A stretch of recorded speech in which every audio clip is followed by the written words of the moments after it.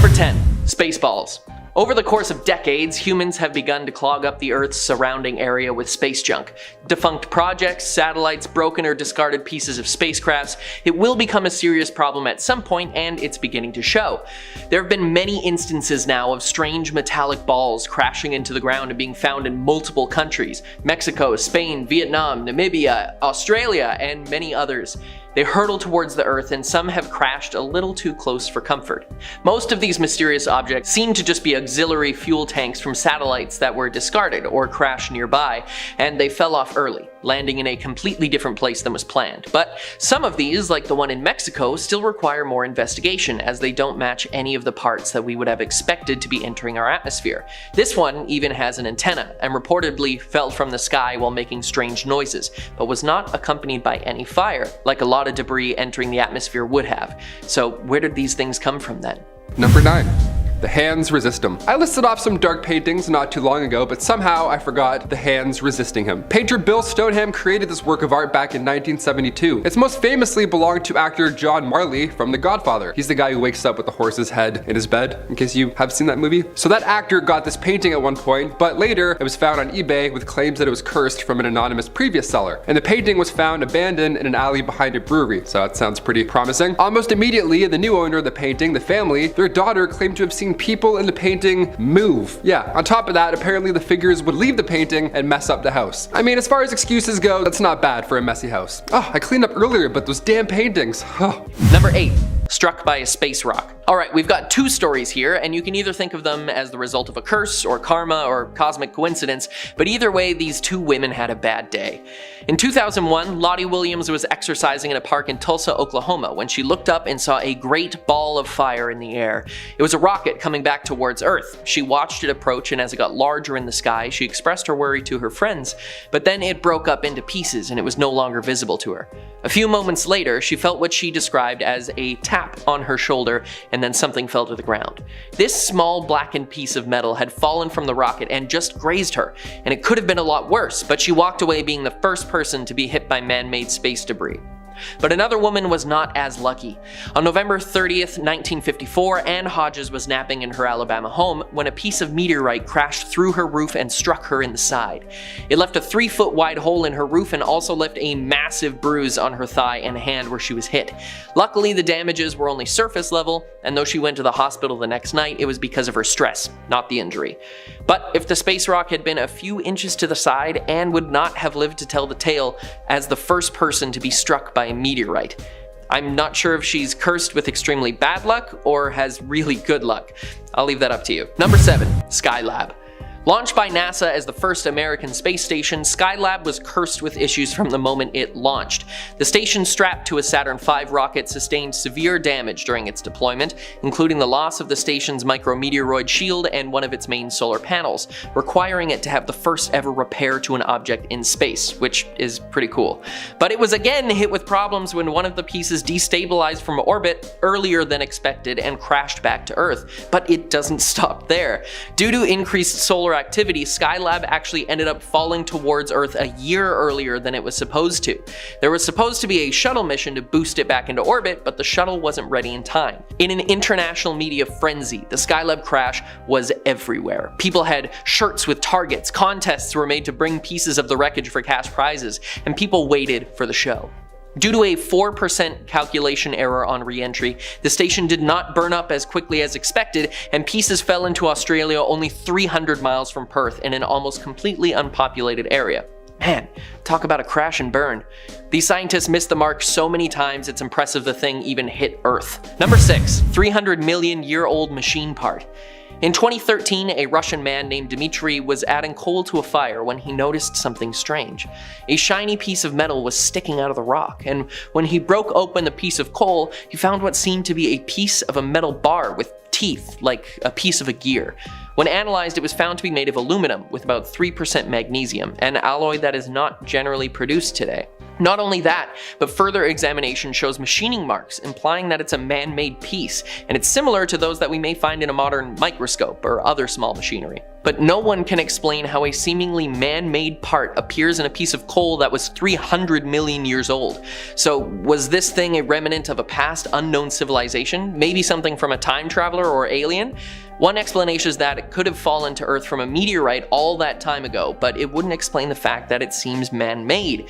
This little hunk of metal continues to baffle scientists today. Number 5. Nuclear nuisance. The Cosmos 954 reconnaissance satellite launched by the Soviet Union in 1977 had some major issues. The launch went fine. Unlike Skylab, its deployment also went off without a hitch, and this long-term orbital satellite seemed like another mission success for the Soviet space program. It was meant to be circling the globe for years and years, but just 3 months later, the North American Aerospace Defense Command noticed the satellite making erratic maneuvers, changing the altitude of its orbit by up to 50 miles. And in secret meetings, the Soviet officials warned their US counterparts that they had lost control over the vehicle, and the system, which was intended to propel the spent nuclear reactor core into a safe disposal orbit, had failed. And just 4 months after its launch, it fell towards the Earth, right over Canada's Northwest Territories.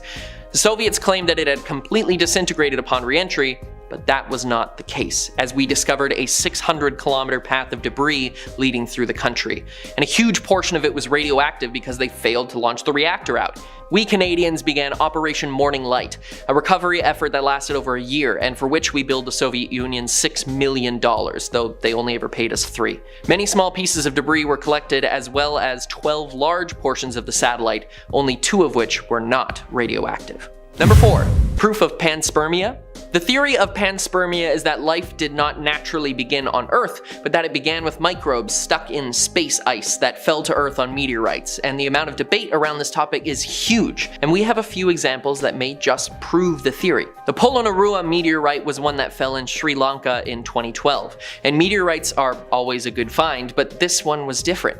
12 days after it was witnessed falling through the sky, a scientist published a paper stating that after studying some electron micrographs, his team discovered fossilized diatoms, microscopic phytoplankton, inside the meteorite. In addition, his team of scientists reported in a separate article that they are certain that it is a meteorite that originated from a comet that also contained living diatoms. The microbes were remarkably similar to those found on Earth, leading to a debate on whether it was simply contaminated from the Earth's surface. But there is another example with even stronger proof of microscopic alien life.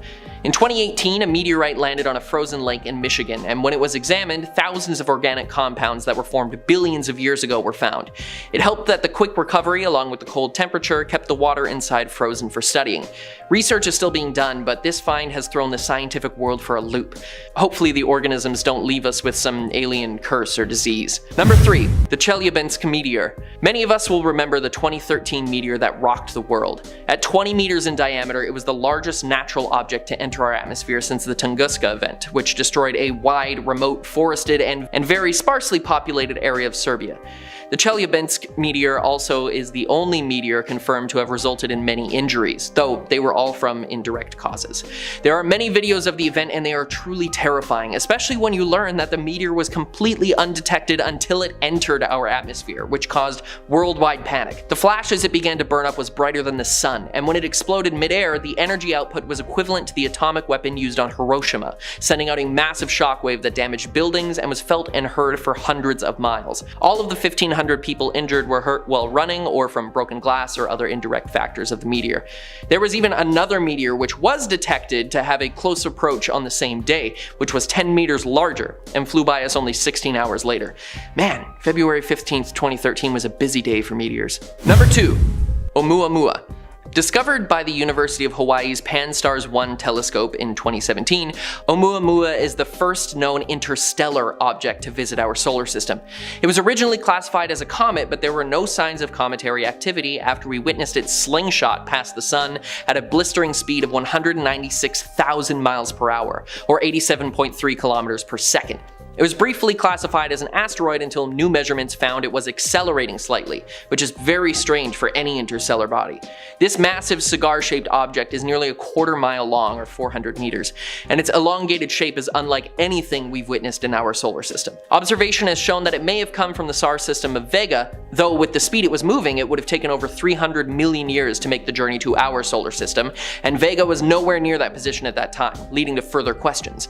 Many scientists believe that this could actually be be an alien superstructure, as its strange journey and acceleration are studied more and more. Paul Kotis, manager of the Center for Near-Earth Object Studies at NASA's Jet Propulsion Laboratory, said that it's a strange visitor from a faraway star system, shaped like nothing we've ever seen in our own solar system neighborhood. Whether it's just an interstellar asteroid or someone coming to see what's up with Earth, we may never know, as it's being launched away from us after making a slingshot maneuver around our sun, the angle and trajectory of which some use as proof as the object being controlled or even driven by something. And finally, we reach our number one, the Hypatia Stone. The Hypatia Stone is one of the single greatest astronomical discoveries that we have ever made.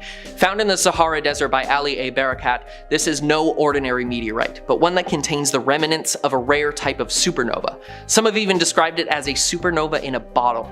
Named after the ancient mathematician and astronomer Hypatia, who was the first female scholar in her field to have her life and accomplishments recorded, overcoming sexism in the process. Scientists are still learning more about its origins. It's believed that the stone was born in what is known as a Type 1a supernova, a rare kind of supernova where a dying star or white dwarf begins to leech energy off of a nearby star and regains energy in the process. These so-called vampire stars circle each other until the white dwarf has recovered enough energy to reignite the stellar reaction and explodes in a massive cloud of dust and pure energy, shooting things imbued with strange elements out into the ether. Measuring the metals found inside the stone is how we verified that it came from this kind of supernova, and that it crashed to Earth nearly 28 million years ago after being launched through space by the explosion. Having a supernova in our hands has helped us answer so many questions about the physics of space, but if you ask me, if there was one interstellar item that could have an alien curse, it's the rock that contains pieces of a rare supernova. Sounds like something an alien from Doctor Who would need to power their death machine or something. Starting off this list in our number 10 spot, we have the Belcourt Castle chairs. Belcourt Castle is located in Newport, Rhode Island, and it is a former summer cottage. Construction on the cottage started in 1891, with it being completed in 1894, and inside there is a ballroom. This ballroom is important because it is said that it holds a group of haunted chairs. People who have visited the castle have reported a ton of strange happenings regarding this specific set of chairs. The report includes things like feeling chills racing up and down their spines, or feeling a strange sensation in a shift of energy while standing near the chairs, and some people have even explained how they have been pushed out of the chairs by an invisible force.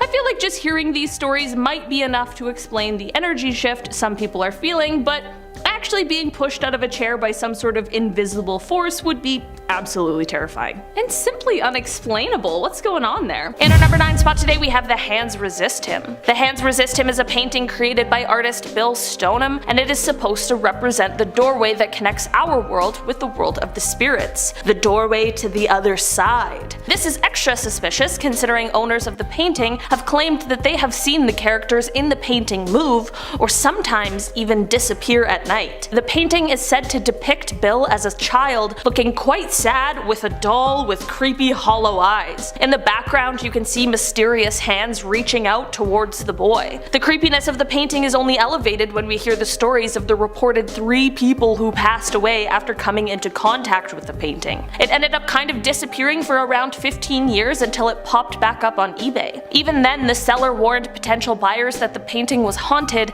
and claimed that the boy in the painting would come out of it and scare their child. The painting ended up being sold for $1,025 to a buyer in Michigan, and at this point it's unclear if they've had any troubles with the rumored hauntings and curses. In our number 8 spot today, we have the Dybbuk box. This box, which was originally just a plain old wine box, is said to have been possessed by a Dybbuk, which in Jewish mythology is a malicious demon that takes over the bodies of living people and uses them for evil. The box began to gain attention in 2001 when it was being auctioned off on eBay. The seller explained that he had bought it at an estate sale of a woman who had survived the Holocaust. When he first opened the box, he found 2 1920s pennies, a lock of blonde hair bound with a cord, a lock of black or brown hair bound with a cord, a small statue engraved with the Hebrew word shalom, a small golden wine goblet, 1 dried rosebud, and a single candle holder with 4 octopus-shaped legs. Since he bought the box, he reported that strange things began happening, such as as really horrific nightmares for him and anyone who had stayed around or touched the box, and when he gave this box to his mother as a birthday gift, she suffered a stroke the same day. The box ended up in the hands of Zach Bagan, who is a paranormal investigator, and it now resides in his haunted museum. The box also gained even more attention in 2018 when Post Malone touched it and has apparently been dealing with the repercussions of that ever since. In our number 7 spot today, we have the Iceman. Okay, this one is not an object because it is rather a mummy who was once a real living person, but I still had to include him on this list because this story is wild. The mummy of Otzi, who is referred to as the Iceman, was found in 1991 in the Ötztal Alps in Italy. It is believed that Otzi lived around 3000 BC and his body became mummified and preserved because of the glacier that surrounded him post-mortem. While this is an incredibly interesting discovery, the finding of Otzi may have come in a package with an old curse just waiting to be released. Here's the thing, the people who helped with the discovery of Otzi are all dying under very mysterious circumstances. I mean, we are currently at person number 7 within 1 year, so that's very suspicious. When molecular archaeologist Tom Loy was writing a book about Otzi, he passed away from a blood-related condition that he was diagnosed with shortly after becoming involved with the Iceman. The German tourist Helmut Simon, who discovered the mummy, fell to his death while hiking in the same spot he saw Otzi. Dieter Warneck, who was the head of the mountain rescue team that was assigned to find the mummy, died of a heart attack at age 45, just an hour after Simon's funeral. To avoid this becoming an hour-long list, I'll stop here, but that is just half of those who seemingly fell victim to the curse of the Iceman. I don't know, maybe disturbing a man who's been in the same spot for 53 centuries wasn't the best idea anyone's ever had. In our number 6 spot today, we have The Anguished Man. This is a painting that holds many secrets, the first two being when and who created it. This painting comes from an unknown source and it is absolutely eerie. It depicts exactly what the name would suggest, a man looking like he is in great pain and suffering. The painting is apparently made of a mixture of paint and blood, and it is said that the creator ended up taking his own life shortly after making it. Because of the unknown origins and this little tale that goes along with it, the painting already gives off some extremely creepy energy, but if that wasn't enough, the man who currently owns the painting claims that it is haunted. He even uploads YouTube videos of the strange happenings around the painting, and it's said that sometimes whispers can be heard coming from it. Whatever is going on with this painting, it's not good. In our number 5 spot today, we have the ballista balls. A ballista was used in the Roman military and it was kind of similar to a crossbow, but was much larger and could shoot arrows or stones. In 1989, there was archaeologists that were working by the Israeli-Syrian border when they found these large stones close to what seemed to be the remains of a ballista, but around 1995, the stones ended up getting stolen, but it took a while for anyone to notice. Fast forward to 2015, and the same stones that were stolen ended up in the courtyard of the museum in Israel with a note left from the person who stole them. The note explained that ever since they took them, he had experienced terrible luck and believed the stones were the reason. He had a very successful business that suddenly began to fail after he took the stones, and later his family abandoned him and he was forced to get rid of almost all of his possessions to settle all of his debts so as to not go bankrupt. He mentioned that he believed the stones were cursed and that they were the root of all of his problems. Whether or not these stones are actually cursed or this was just some pretty heavy karma, I hope this guy has been able to get his life back on track. In our number 4 spot today, we have James Dean's car. Okay, this might seem like a bit of a wild card, but hear me out. Famous actor James Dean passed away from a car accident on September 30th, 1955. He was driving his silver Porsche 550 Spyder, which he had just purchased recently. This was only the beginning of the car's curse, however, as after James' passing, the remnants of the totaled car were bought by a man named George Barris. He decided to sell the parts of the car to James' fans, but when the car was being worked on and taken apart, it ended up falling on the mechanic and crushed him to death. These two incidents are more than enough to now consider this car cursed, but it still continues on. Once the people who had purchased some of the car parts began receiving them, more strange things happened. 3 of the people who received parts ended up in car accidents, all of which were sadly quite severe. The shell of the car was also stolen, and to this day it has never been recovered. In our number 3 spot today, we have the cursed stoop chair. This isn't just any old stoop chair, it's the one that belonged to Thomas Busby. Thomas was a man who lived in Thirsk and wasn't known as a very nice man, but He really loved his chair. In 1702, he found his father-in-law sitting in it, and it sparked an argument between the two. The father-in-law threatened to take his daughter back, and that's when Busby kicked him out of the house. After this, Busby ended up going over to the father-in-law's house and actually kills him with a hammer and then hid the body in the woods. Of course, the body ended up being found, and this led to Busby getting convicted and sentenced to death. It is said that on his ride to his execution, he asked to stop by his favorite pub for a beer, and this request was fulfilled. Apparently, as he finished his drink, he said, "May sudden death come to anyone who dare sit in my chair." I really don't know what it was with this guy in his chair, but while it currently resides in the Thirsk Museum, it has been recorded that many terrible fates have been met by the people who have sat in the chair. In 1972, it was decided to hang the chair from the ceiling so that no one could sit in it again, which is probably for the best. If you could sit in the chair, would you? In our number 2 spot today, we have Old Nick. Old Nick is often referred to as the Swansea Devil, and his story dates back to the 1890s, although he now resides in the Swansea Museum. So, back in the 1890s, there was the prestigious St. Mary's Church located right in the center of town. The church decided to do some renovations, and they put out some ads to hire someone. When a local builder applied for the job and was turned down, he had a major overreaction and decided he wanted to get some kind of revenge. He went and bought the row of cottages that lay next to the church and then demolished them all. In their place, he built large brick offices, and then he commissioned the carving of Old Nick and placed him right on top of the office building looking down at St. Mary's Church. Legend goes that he even placed the curse himself by saying, "When your church is destroyed and burnt to the ground, my devil will remain laughing." Some years later, during World War II, a German blitz came through the town and it left most of the town, including St. Mary's, completely destroyed and burnt to the ground.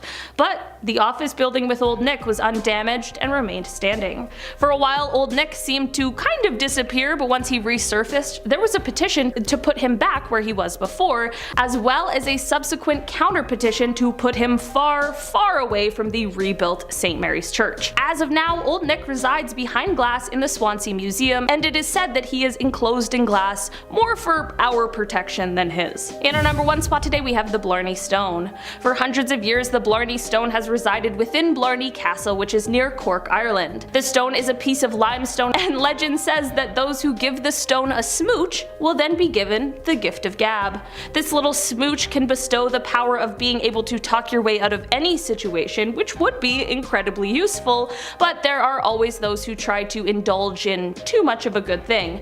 The issues start when you attempt to take a piece of the stone, no matter how small, away from its home. Those who don't follow the rules and take the stone end up being cursed with bad luck. Every year, the castle receives parcels from greedy tourists who tried their luck at stealing portions of the stone. These parcels are returned with the intention of lifting the curse of misfortune. It is said that once the stone is returned, the curse will be lifted, which is most definitely good news.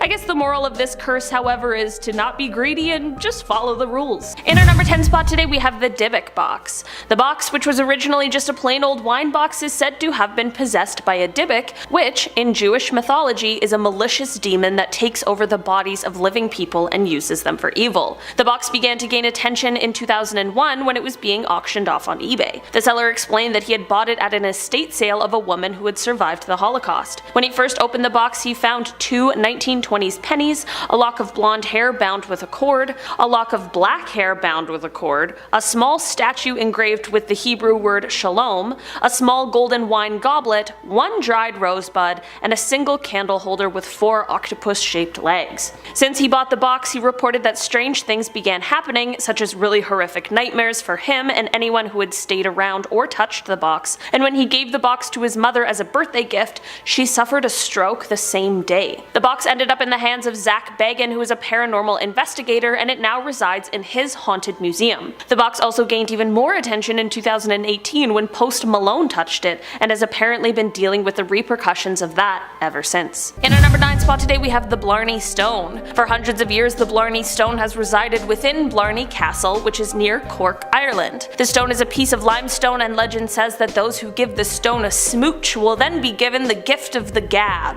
This little smooch can bestow the power of being able to talk your way out of any situation, which would be incredibly useful, but there are always those who try to indulge in too much of a good thing. The issues start when you attempt to take a piece of the stone, no matter how small, away from its home. Those who don't follow the rules and take the stone end up being cursed with bad luck. Every year the castle receives parcels from greedy tourists who tried their luck at stealing portions of the stone. These parcels are returned with the intention of lifting the curse of misfortune. It is said that once the stone is returned, the curse will be lifted, which is most definitely good news. I guess the moral of this curse, however, is to not be greedy and to just follow the rules. In our number 8 spot today we have the Hope Diamond.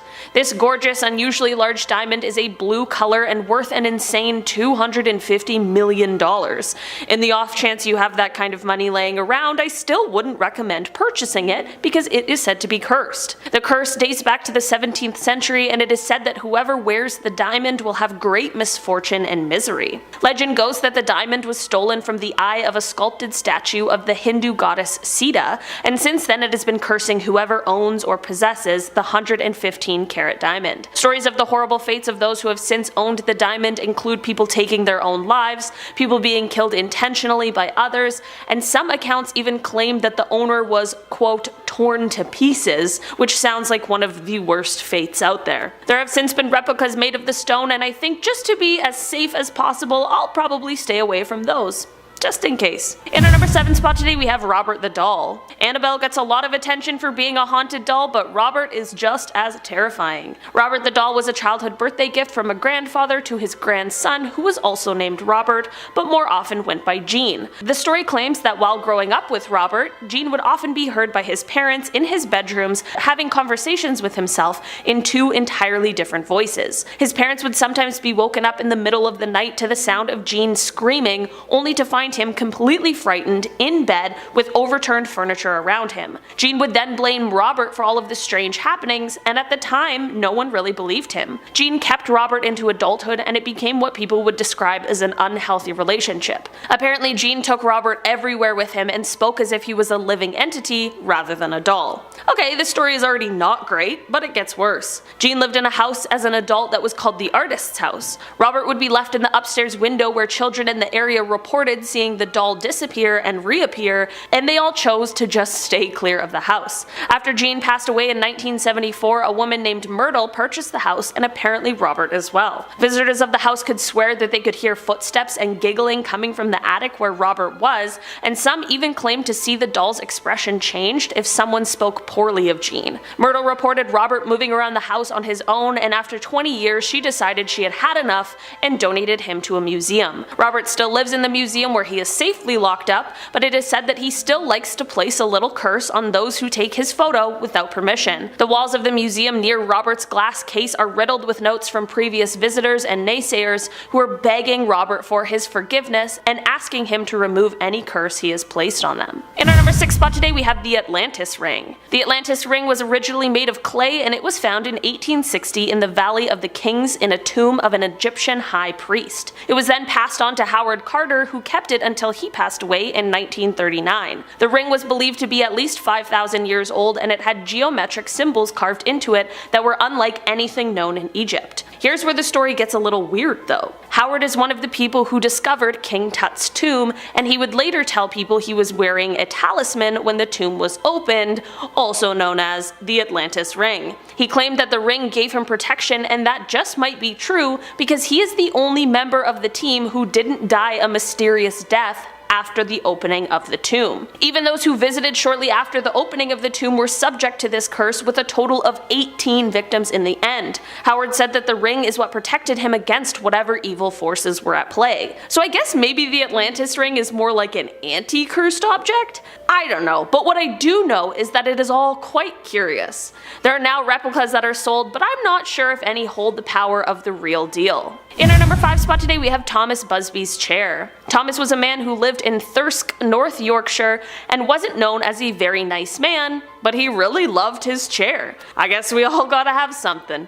In 1702 he found his father-in-law sitting in it, and it sparked an argument between the two. The father-in-law threatened to take his daughter back, which, should have never been a threat considering she's a grown woman, but I guess that's what went on in 1702. Anyway, that's when Busby kicked him out of the house. After this, Busby ended up going over to the father-in-law's house and actually killed him with a hammer and then hid his body in the woods.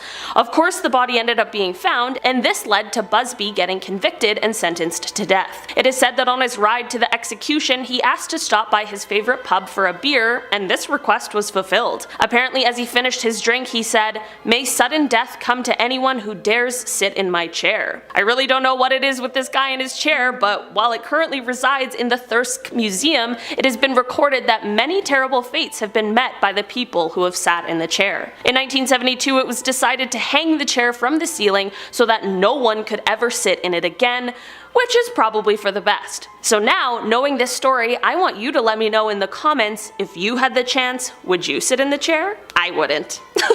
In our number 4 spot today, we have Annabelle the doll. When I saw the 2014 Annabelle movie, I had no idea it was actually based on a real life doll, but since starting my job here at Most Amazing Top 10, I know all about the real story. This doll now resides inside of the Warrens Occult Museum, where it absolutely belongs, but this story starts off with a college student named Donna who received the doll as a gift from her mother, who had purchased it from an antique store. Donna and her roommate started to notice some pretty creepy things happening and swore that the doll was moving. They said it would appear in different places and positions throughout their apartment before things began to escalate. Donna began to find notes that said help in her apartment, and one night found the doll in a different position and covered in some sort of red substance. The girls then decided to contact a medium who solidified all of their beliefs and told them that the doll had been possessed by the spirit of someone who was killed in their apartment building. For some reason, the girls didn't immediately get rid of the doll, and the story goes that their friend Lou, who was at the girls' apartment, heard strange noises one night and went to investigate, and he was then attacked and killed by Annabelle. The girls finally contacted a priest who told them that the doll was possessed by a demon straight from hell,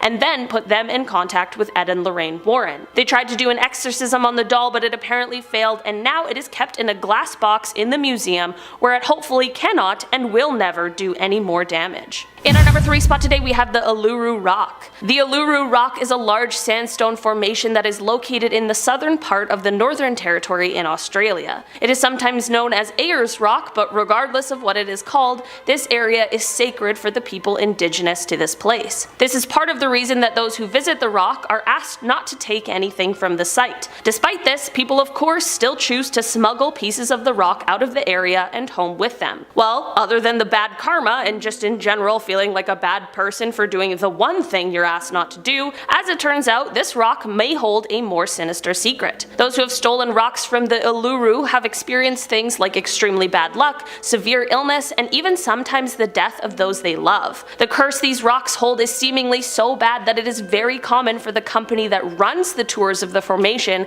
to receive letters of apology that contain the stolen rocks. Apparently these letters come so often, at least one a day is expected. Maybe this is a weird coincidence, but it just seems to be happening a little too often for that to be the explanation. In our number 2 spot today, we have the Bazzano vase. The Bazzano vase was cast from silver in the 15th century and was apparently a wedding present for a bride who lived in a small village in Napoli. On the wedding night, however, the bride was found dying on the floor with her hands wrapped around the vase. With her last breaths, she vowed to have her revenge, and at this point it became unclear whether the vase was already cursed, or perhaps if this may be what caused the curse in the first place. As time went on, the vase was handed from person to person within her family, and with each new owner came a mysterious death. Because of this, the family decided to hide the vase away in some sort of secret location, and this worked for a while, until the vase was unearthed once more in 1988. The vase also contained a piece of paper from the family that warned, "Beware, this vase brings death." Well, of course, whoever found the vase did not listen, and instead, they sold it once again. The first buyer, who is said to have been a pharmacist, owned the vase for 3 months before passing away under mysterious circumstances. Then there was the 37-year-old surgeon who died after having the vase for 2 months. After this was the archaeologist who only made it 3 months with this vase in his possession, and at this point you get where this is going. We don't know exactly where the vase ended up, but I'm hoping it's somewhere deep underground. Or maybe in space. Or maybe in the Mariana Trench. Just anywhere far away from all of us. In our number 1 spot today, we have the Goddess of Death. This statue is sometimes also known as the Woman from Lem. This artifact, made out of limestone, was created sometime around 3500 BC, and it was found in Cyprus in 1878. Over the years, it has belonged to many different families who have all been ruined and dismantled by death. After the first 6 years of ownership, all 7 members of the first family died. It then moved on to a second owner, and after 4 years, death began to come to him and his family. There was then a long period where it was unclaimed, but once the third family got a hold of it, several members of that family began to die as well. The third family ended up turning it over to the Royal Scottish Museum, where it thankfully still resides. However, the museum curator who handled the item was mysteriously killed a few days after. It is clear whatever curse this statue holds, it is strong and frightening. Starting off this list in our number 10 spot, we have the Crying Children paintings. These paintings were a series created by an Italian painter who is known as Giovanni Bragolin, but his real name was Bruno Amarillo. Bruno was born in Venice in 1911 and fought in World War II, which ended up being the inspiration for a lot of his paintings. During his time in the war, he saw a lot of suffering children, and this is where he got the idea for the series of Crying Children paintings. After the paintings were sold, there began to be reports of fires in all of the places where the paintings were held. While this could have just been a strange coincidence, the weirdest part is that the paintings always remained intact while everything else around them was burned. This quickly became the most talked about thing and was on the front of every newspaper, and the paintings quickly gained the nickname Diablo. It caused these paintings to end up being replicated and mass-produced, but none of the replicas hold quite the same power as the originals. In our number 9 spot today, we have the Iceman. Okay, this one is not an object because it is rather a mummy who was once a real living person, but I still had to include him on this list today because this story is wild. The mummy of Ötzi, who is also referred to as the Iceman, was found in 1991 in the Ötztal Alps in Italy. It is believed that Ötzi lived around 3000 BCE, and his body became mummified and preserved because of the glacier that surrounded him post-mortem. While this is an incredibly interesting discovery, the finding of Ötzi may have come in a package with an old curse just waiting to be released. Here's the thing, the people who helped with the discovery of Ötzi are all dying under mysterious circumstances. I mean, we're currently at person number 7 within 1 year, so that's very suspicious. When molecular archaeologist Tom Loy was writing a book about Ötzi, he passed away from a blood-related condition that he was diagnosed with shortly after becoming involved with the Iceman. The German tourist Helmut Simon, who discovered the mummy, fell to his death while hiking in the same spot he saw Ötzi. Dieter Warneck, who was the head of the mountain rescue team that was assigned to find the mummy, died of a heart attack at age 45, just an hour after Simon's funeral. To avoid this becoming an hour-long list, I'll stop here, but that is just half of those who seemingly fell victim to the curse of the Iceman. I don't know, maybe disturbing a man who's been in the same spot for 53 centuries wasn't the best idea anyone has ever had. In our number 8 spot today, we have the Screaming Skull. The Screaming Skull resides in the Burton Agnes Hall in England, and it is thought to have belonged to Catherine Anne Griffith. It is said that Catherine was the youngest in the family, and she was the one who enjoyed wandering around the property the most. One day while she was out strolling around, she ended up being surrounded by a group of robbers who took all of her possessions and then viciously harmed her and left her for dead. She was found and brought back to the hall to be tended to, but unfortunately a few days later she succumbed to her injuries. Before she died, she was upset about the thought of leaving her family, so she asked them to remove her head after death and keep her skull so that they would always have a piece of her around. The family agreed to her face, but after her passing they buried her body, head still intact,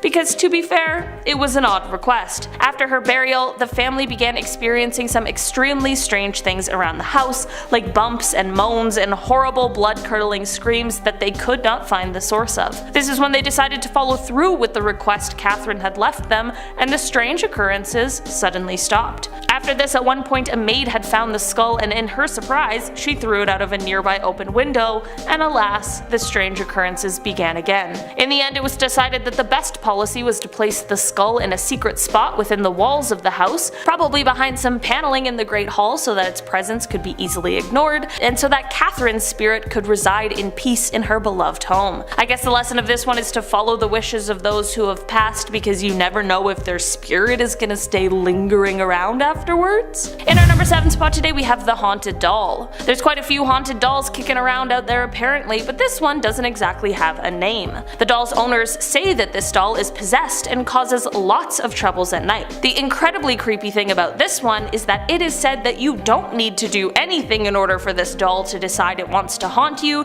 you just simply need to be around it, and that is more than enough for the torment to start. Owners of the doll have reported getting a bunch of strange scratches which they believe are because of the doll. It isn't exactly clear where the spirit or spirits that reside in this doll have come from or what happened, but the doll was bought from its previous owners by a woman named Deborah Davies, who is a psychic. Deborah reported the same scratches as the previous owners, but she also may have been able to contact the spirit residing in the doll. She claimed that the spirit was that of a young girl who had her life taken from her, but she also reported that the nasty, evil energy within the doll is a male, and she believes that this energy is that of the man who took the life of the girl. At the end of the day, whatever is haunting this doll is certainly a spirit I would like to stay far, far away from. In our number 6 spot today, we have the ballista balls. A ballista was used in the Roman military, and it was kind of similar to a crossbow, but much larger, and it could shoot arrows or stones. In 1989, there were archaeologists that were working by the Israeli-Syrian border when they found these large stones close to what seemed to be the remains of a ballista, but around 1995 the stones ended up getting stolen, and it took a while for anyone to notice. Fast forward to 2015, and the same stones that were stolen ended up in the courtyard of a museum in Israel with a note left from the person who stole them. The note explained that ever since they took them, he had experienced terrible luck and believed the stones were the reason. He had a very successful business that suddenly began to fail after he took the stones, and later his family abandoned him and he was forced to get rid of almost all of his possessions to settle all of his debts so as to not go bankrupt. He mentioned that he believed the stones were cursed and that they were the root of all of his problems. Whether or not these stones are actually cursed or if this was just some pretty heavy karma, I hope this guy has been able to get his life back on track. In our number 5 spot today, we have the Golden Eagle. This car was a 1964 Dodge 330 limited edition, and it has been blamed for the death of around 14 people, which is 14 too many if you ask me. It was said that this car started out as a police car originally, but then there were 3 officers assigned to this car who all ended up taking their lives and other people's lives in horribly violent ways. Not in the car, but still, super weird that this all seemed to happen after they had been using the car for work. Because of this strange correlation, it ended up being sold off to another man. Throughout the 80s and 90s, it was said that because of the rumored cursed car, it became a point of interest for vandals. People began vandalizing the car only to meet their own untimely fates, which were all met in strange ways. For example, it was said that one vandal died from being struck by lightning, and another ended up being decapitated by an 18-wheeler. It is said that the curse is so strong that one kid decided to merely touch the car and it sent him into madness, as he went on to commit atrocious crimes that I can't even detail here on YouTube. The car now belongs to Wendy Allen, who supposedly collects and decorates haunted cars for a living, so it seems as though it's finally found its home far, far, far away from everyone else. In our number 4 spot today, we have the Myrtle's Plantation Mirror. Myrtle's Plantation is located in St. Francisville, Louisiana, and it is said to be one of the most haunted places in the entire world. One of the reasons for this spooky reputation is because of a mirror that resides inside. It is said that this mirror holds the spirit of Sarah Woodruff and her 2 children. Legend goes that a woman named Chloe was a slave at the plantation who drew up a plan to get revenge on the owners of the plantation, Sarah and her husband. Chloe baked a cake full of poison for them, but it ended up only being Sarah and 2 of her children who consumed the poisonous cake. When they passed away, it is said that their spirits went into the only mirror that was uncovered at the time, thus the haunted mirror was born. People who have since visited the plantation have claimed to see the family in the reflection, as well as the handprints of small children on the glass, despite continuous polishing. In our number 3 spot today, we have the Surrey Ghost Car. On December 11th of 2002, a call came into the Surrey Police Department. The caller reported that they had just seen a car lose control and run off the road and then presumably crash. It was of course an emergency call, but not necessarily anything out of the ordinary. That was until authorities got to the location and realized that they couldn't find any kind of evidence of a crash. They kept searching and ended up finding a maroon colored car that was nose down in a ditch nearby, but this car was covered in so much undergrowth that it must have been here for months. This meant that somehow this crash went undetected for 5 months, and worst of all, so did the body that lay nearby. Using dental records, they were able to identify the body as a man who had been wanted for robbery since July of that year. It is said that the sighting of the car leaving the road was a ghostly replay of the events that had taken place 5 months prior. What do you guys think? Let me know down below in the comments if you think the witness saw a cursed reenactment of the fatal crash, or if you think something else is at play here. In our number 2 2 spot today we have the Destiny Ring. Rudolph Valentino was an incredibly famous silent film star before he passed away at the incredibly young age of just 31 years old, and there are many out there who believe his untimely death was caused by the Destiny Ring. This ring was one that he picked up from a California jeweler. Before purchasing it, there were warnings of the stories which claimed this ring was cursed, but Rudolph decided to go ahead with the purchase anyway. It is said that after this ring came into his possession, his luck began to turn. The movies he starred in started to do poorly, some even flopping, and his career began to struggle. From there, he fell incredibly ill, and when he passed away, he was wearing this cursed ring. From there, after his death, his lover ended up receiving the ring, but once it was in her possession, she too fell extremely ill and decided to give the ring away. All the owners after that were reported to have died in strange ways or under mysterious circumstances, which has led the ring to now being placed in a bank vault, all locked up so that it hopefully can never cause harm to anyone ever again. In our number 1 spot today we have Letta the doll. Why do all the cursed dolls look like they would be cursed? You know what I mean? Like, there's no cursed doll out there that is surprisingly cursed. They all look creepy to begin with. Anyway, Letta is a doll that is said to be around 200 years old and extremely cursed. This doll is called Letta for short, as its full name is Letta Me Out of Here. Really clever. The doll was originally found underneath a house, which definitely feels like the origin story of a haunted doll. This creepy discovery came 47 years ago, and apparently Letta still lives with the man who found him. The hauntings of Letta include things like the doll walking around on its own at night, the owners finding objects around the house that have been moved into odd places, some people have seen Letta move right in front of their own eyes, and the owner also reports finding little doll-sized scuff marks around the house as well. It is said that this doll once belonged to a child who passed away while holding it, thus their spirit became trapped inside of the doll. Apparently one day in an interview about Letta, as the interviewer was asking questions about the little boy, the doll began to move in her lap. Yeah, no thank you. Letta has his own Instagram and Facebook page in case you want to hear more about all the creepiness surrounding this cursed doll. Starting off this list in our number 10 spot we have Anna Baker's wedding dress. In 1836, a man named Elias Baker purchased a mansion in Altoona, Pennsylvania and moved his small family in. Elias's oldest daughter was named Anna, and when she fell in love with a steel worker, things took a very dark turn. Anna's father didn't want her dating this man, but she kept doing it in secret. The story goes that Anna and the man planned a secret wedding and they were going to elope. Unfortunately, Elias found out and freaked out.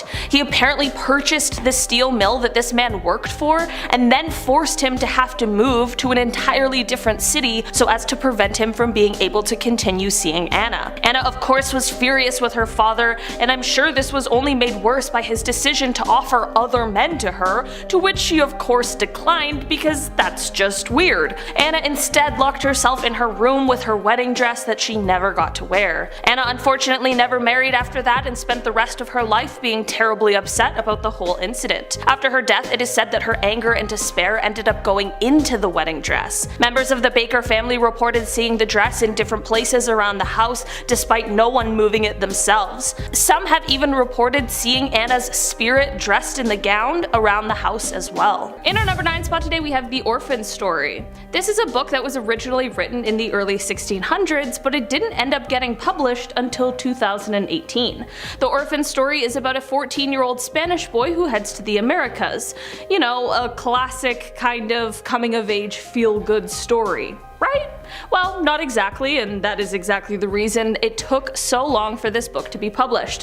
While the curse in this book doesn't come from the story itself, there is something dark lurking in those pages. The book's publisher, Belinda Palacios, who worked on the book for 2 years, explained that throughout those years she was often warned of the cursed book and how every publisher who had tried to work on it before ended up passing away in a mysterious way before they could finish the book. When Belinda looked into this, it turned out to be true. Her research showed that those who had tried to edit the book before her either found themselves in horrible accidents or with strange illnesses.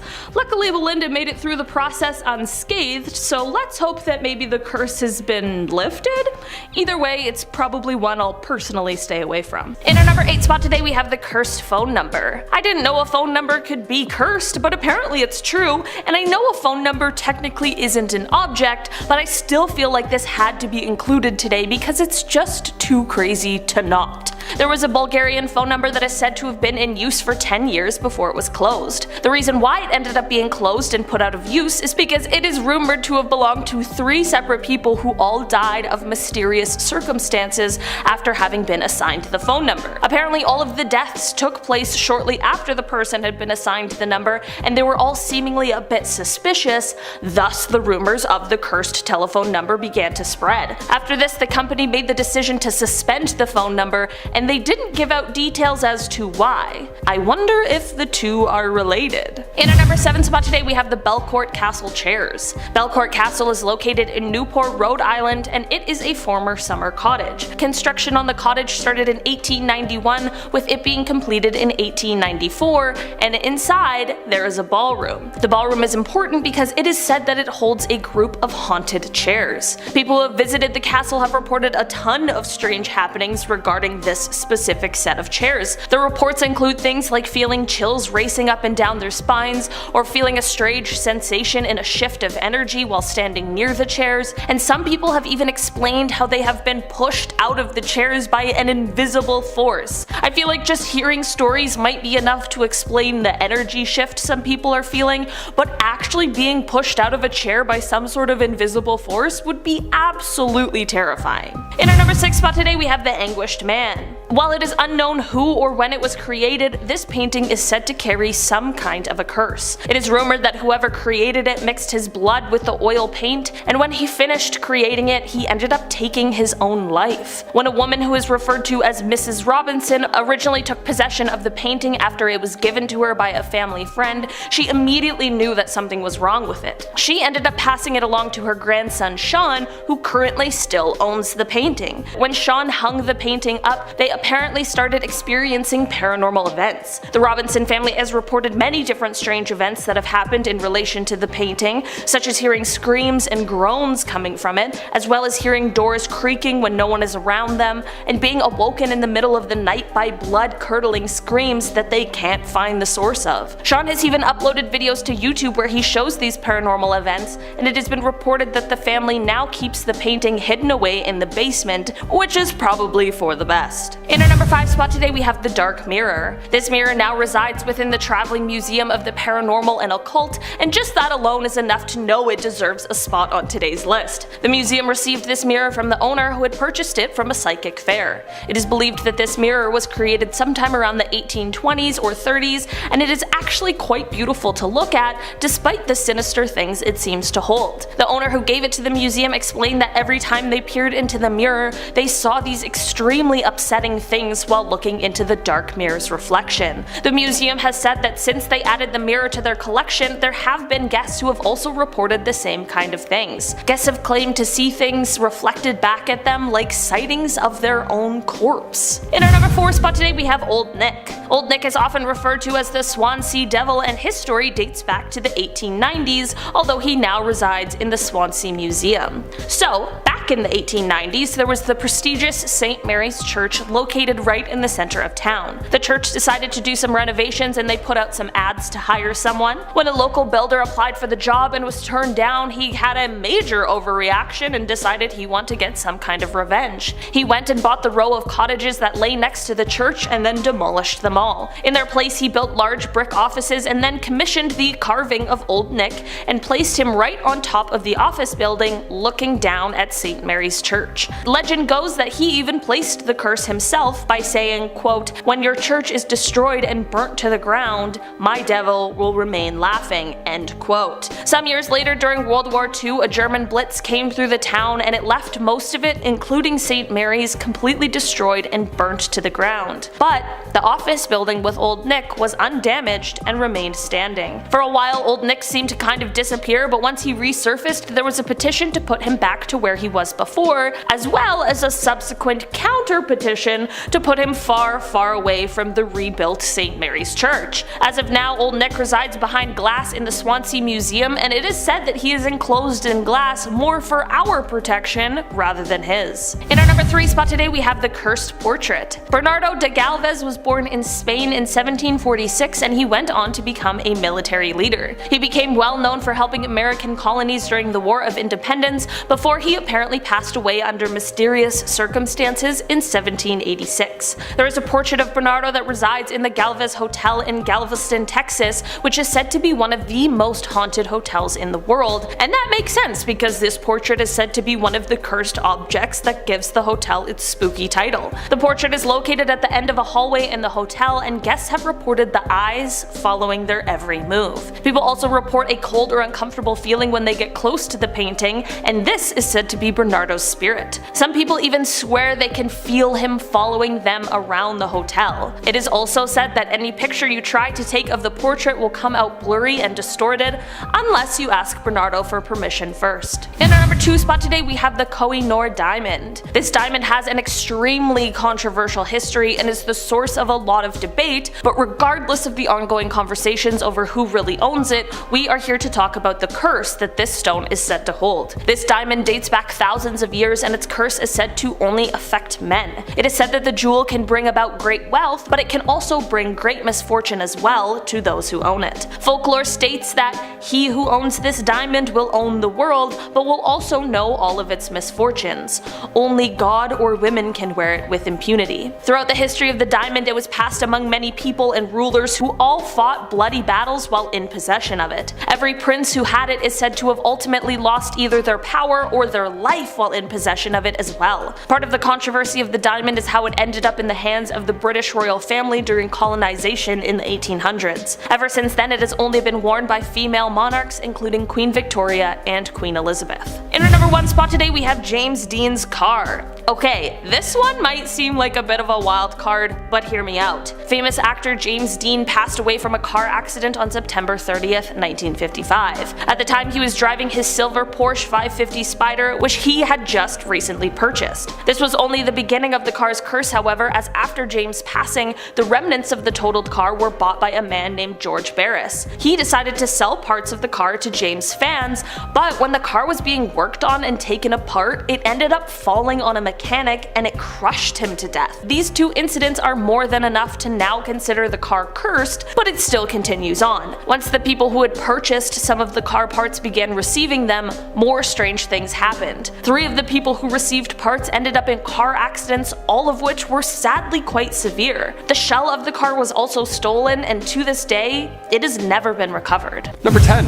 The Busby Stoop Chair. Yeah, we're kicking this haunted list off with a chair. It's pretty spooky, let's do it. The Busby Stoop Chair comes from 1702, 10 years after the Salem witch trials, so take this one with a grain of salt, you know what I mean? People made odd choices back then. Women were witches and chairs were evil. Welcome to 1702, folks. Englishman Thomas Bubsy had some issues with his father-in-law, and he didn't handle them too well, so now he has to be, hanged for it. Yeah, you can't just kill people for no reason, Thomas. What is this, 1692? He was hanged near the Humble Inn, ironic, but a chair that was nearby is now said to hold the spirit of one Thomas Busby. If you sit on this chair, you are set to die in a frightful accident. So the chair was declared haunted, but did anything actually happen? Honestly, yeah, kind of. Locals say that during World War II, airmen from a nearby base came to the pub, the inn rather, and those who sat on it never returned. In the 70s, more accidents were connected, but they still kept the chair around until 1978. It stayed in the inn for that long, until it was donated to the Thirsk Museum. Honestly, it's not even a rocking chair. It looks like it should be a rocking chair, but it's not a rocking chair. That's the scariest part, if you ask me. Number 9. WTF. In 2013, the Catalina Sky Survey at the University of Arizona spotted an object in the night sky, and it seemed to have some weird properties. The object didn't move as though it was solid like rock, but it seemed to possibly be hollow, and it had a density of about 10% that of water, and it seemed to be about 6.5 feet in diameter. Large enough to house a person. But this didn't match any of the space junk that space agencies had been tracking for previous years, and adding even more to the confusion, the object seemed to disappear from sight, and it was not seen again until 2 years later when it was officially given the name WT1190F, or WTF for short. Pretty fitting.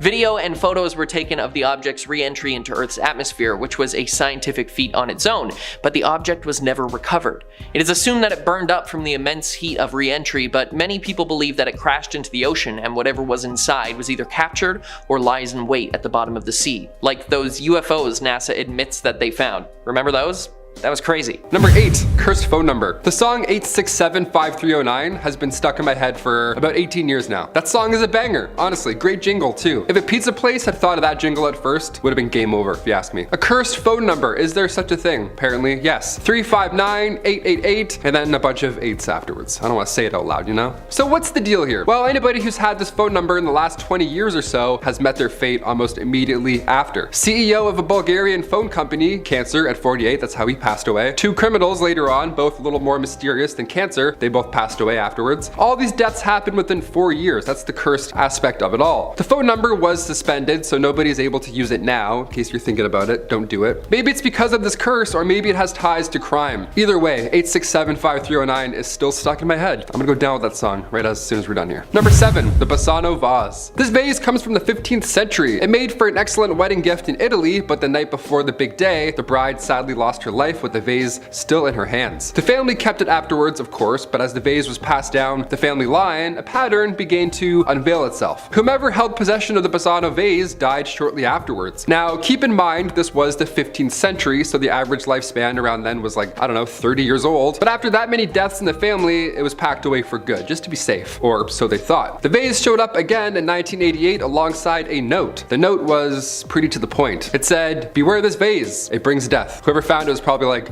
okay. They continued on with the vase, and later it was auctioned for over $2,000. Sans note, of course, you don't want to throw that in there. The pharmacist who won the auction, you guessed it, passed away within months. Number 6, Baker's wedding dress. Why is it in so many horror movies that the ghost is always a lady in a white dress? Why are there so many ghosts in nightgowns? What's going on? Why are you all so sleepy? Maybe they're taken out before their wedding night over a vase, or maybe it's this one. Back in 1849 in the small town of Altoona, Pennsylvania, Elias Baker and his wife Hetty lived in the Baker mansion. They had 2 sons and 1 daughter named Anna. Anna had fallen in love with one of her father's employees, another steel worker, but after her father wouldn't allow the relationship to take off, classic, Anna vowed to never marry anybody, and she locked herself away in her room. Now, when her father passed away in 1848, she went to go find her true love again, but he had since settled down with somebody else. So she spent the rest of her days behaving erratically, and her soul still haunts that same wedding dress today, the wedding dress she never ended up using. Not just the dress, the mansion is haunted as well. Guests would report furniture moving around by itself. Honestly, it's not a bad haunting, if you ask me. Moving couches? That would be a great help. I have a terrible back. I would love that. Number 5, the Crying Boy painting. Just the name alone. Okay, I want nothing to do with this one. Yeah, we're back with another haunted painting. What is this, Hogwarts? Why are so many paintings moving around at night? This English curse kicked off in the 50s. Now, this is a reproduction of Bruno Amadio's The Crying Boy painting, but this painting is apparently responsible for lots of fires. In September 1985, a family's home burnt down, everything was gone, but the painting looked untouched. British tabloid The Sun even published a story on it, which I'm sure helped the situation. It read, "Blazing curse of the Crying Boy picture." Now, we laugh at beliefs from the Middle Ages and all that, but we're not really much further here, are we? People smoking in every house in the 50s were like, yeah, maybe it was a painting. It was probably that. Number 4,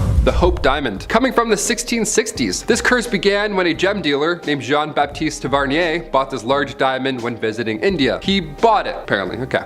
The origins of the diamond were unknown, but it didn't matter. This beauty was just sitting there and he had to. Well, later on, after Tavernier got the diamond, rumors spread throughout Europe and the United States that Tavernier actually stole the diamond from the statue of a Hindu goddess. The newspapers actually kicked this one off by publishing the Hope Diamond as an ancient curse. The diamond at one point ended up in the hands of King Louis XVI and his wife Marie Antoinette. Now, if you don't know about them in history, they lost their lives during the French Revolution. We'll say that. The old guillotine dream team. The stone then went to Lord Francis Hope come 1839, and by that point it was deemed cursed officially. This is when it got the name, the Hope Diamond, right? They ended up selling the diamond shortly after being reduced to poverty. Then Evelyn Walsh McLean bought the stone in 1912. Shortly after, her son was killed in a car accident. So just bad news all around. When the stone was delivered to its final and current home, the Smithsonian, back in 1958, the driver delivering the package was later hit by a truck. He survived, but shortly after, his house caught fire. Moral of the story, you don't need diamonds, for more reasons than one. Number 3, the Anguished Man. Historical paintings are cool, but this is the first time I've read up on the Anguished Man myself. Gotta admit, it's pretty unsettling. Wow. It's considered one of the most haunted objects in the world, and it looks like it too. Definitely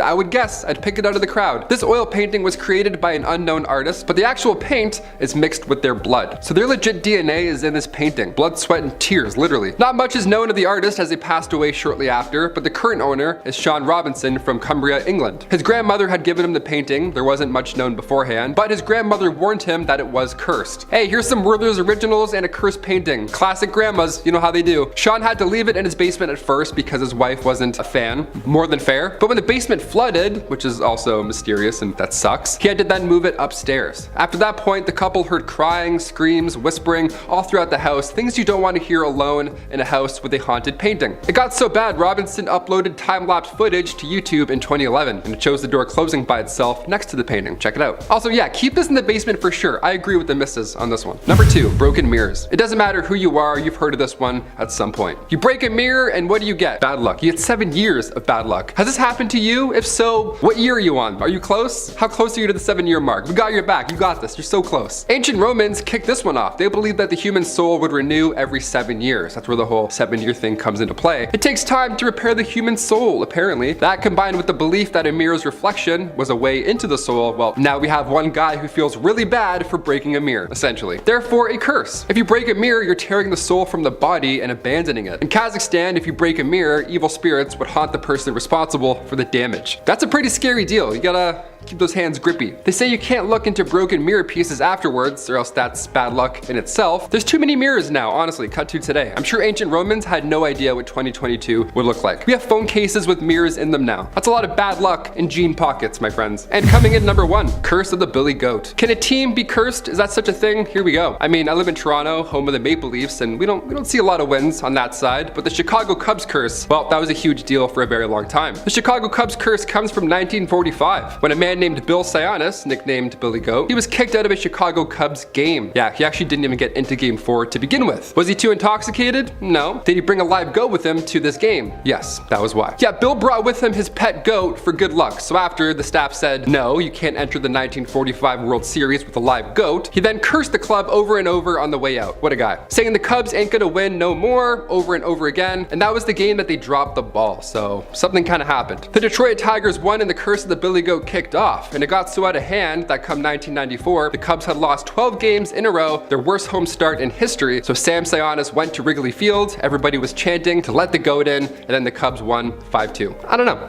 Humans in the 1700s were like, oh, that woman's cursed, she's a witch for sure. And then humans today are like, ah, that stadium's cursed, for sure cursed. We haven't changed, moral of the story, I don't know. Number 10, the Earth's core. I know we all want to get into some creepy, spooky stuff, but let's start with a little mini science lesson. The Earth's crust is the second highest layer of the Earth, only being underneath the sea level. Then we have the mantle and the cores, which are incredibly hot, and we really can't explore because, well, our machinery would likely just melt. The core is the very center of the Earth and the hottest, around 5,200 degrees Celsius, and here's where it gets weird. Scientists discovered that the core of the Earth is actually asymmetrical. They discovered that seismic waves caused by earthquakes travel faster through the core going north and south than they do going east and west. This causes the iron that solidifies on the sides of the core to grow more on one side and leaving the core lopsided. Scientists actually have no idea why this is happening, though I think it's because there's an ancient colony of dinosaurs living down there, or something. I think I saw a documentary on it once. Number 9, the Devil's Claw. In the 1980s, a group of explorers took to New Zealand to look underneath the mountain. What they found was probably something that they never would have expected. Eventually they came upon pieces of bones, attached to flesh, attached to what looked like a dinosaur's claw. It had 3 long fingers, each with their own long pointed claw forming an entire hand. But like most dinosaur bones, this one didn't look like it had been dead for centuries,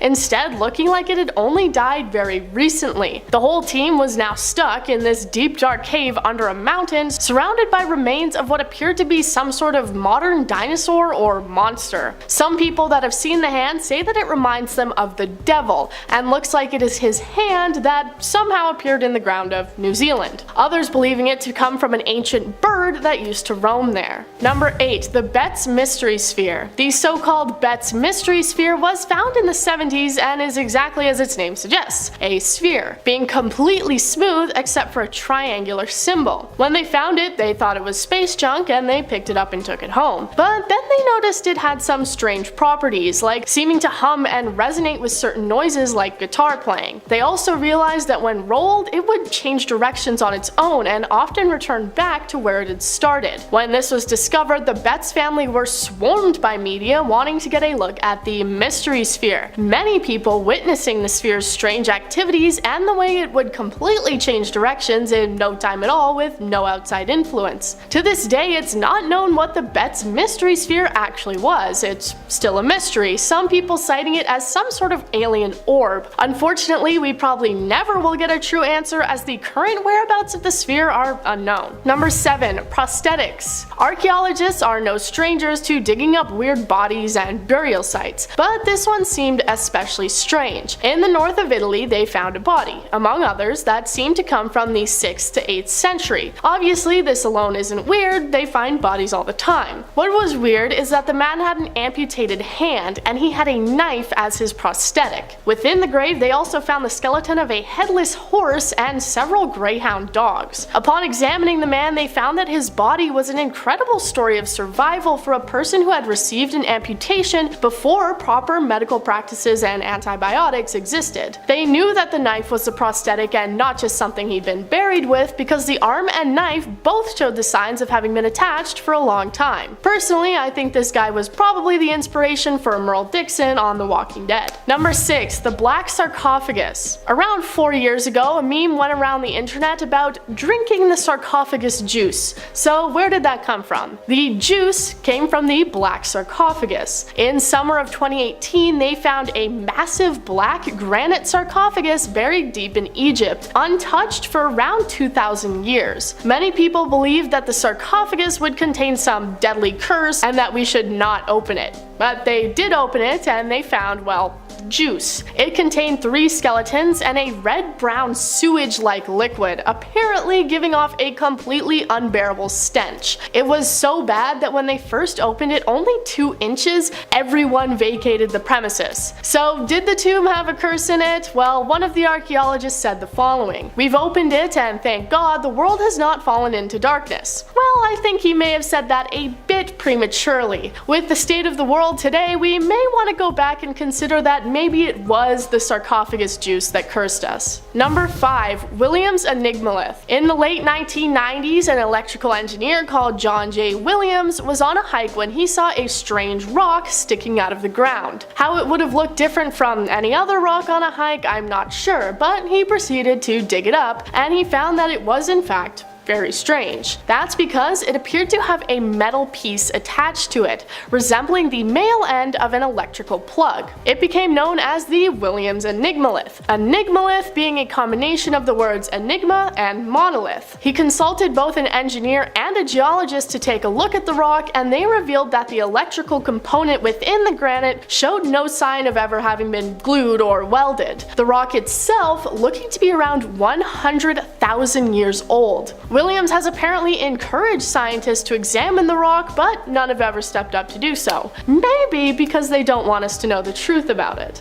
Number 4. Alien skulls. If you've seen Indiana Jones, then you're probably familiar with the concept of the crystal skulls. Skulls with elongated heads that are going to be used to somehow conquer the world or something. Well, it turns out that these skulls aren't just a work of fiction, and if you sat around watching History Channel with your dad as a kid, then you may have seen the special they did about the search for the real crystal skulls. Well, in a Mexican graveyard, researchers found a total of 25 skulls, 13 of them having these long-headed malformations. When you look at pictures of them, they definitely look like they must be something alien, coming from another planet. Researchers, however, believe that this comes from a cultural practice of stretching the skull, as it was maybe a sign of higher social status. Personally, I'm gonna keep believing it was aliens. So far, no real confirmed confirmed crystal skulls have actually been found, but maybe someday they will. Number 3. Antikythera mechanism. In the early 1900s, this 2,000-year-old artifact was found off the coast of the Greek island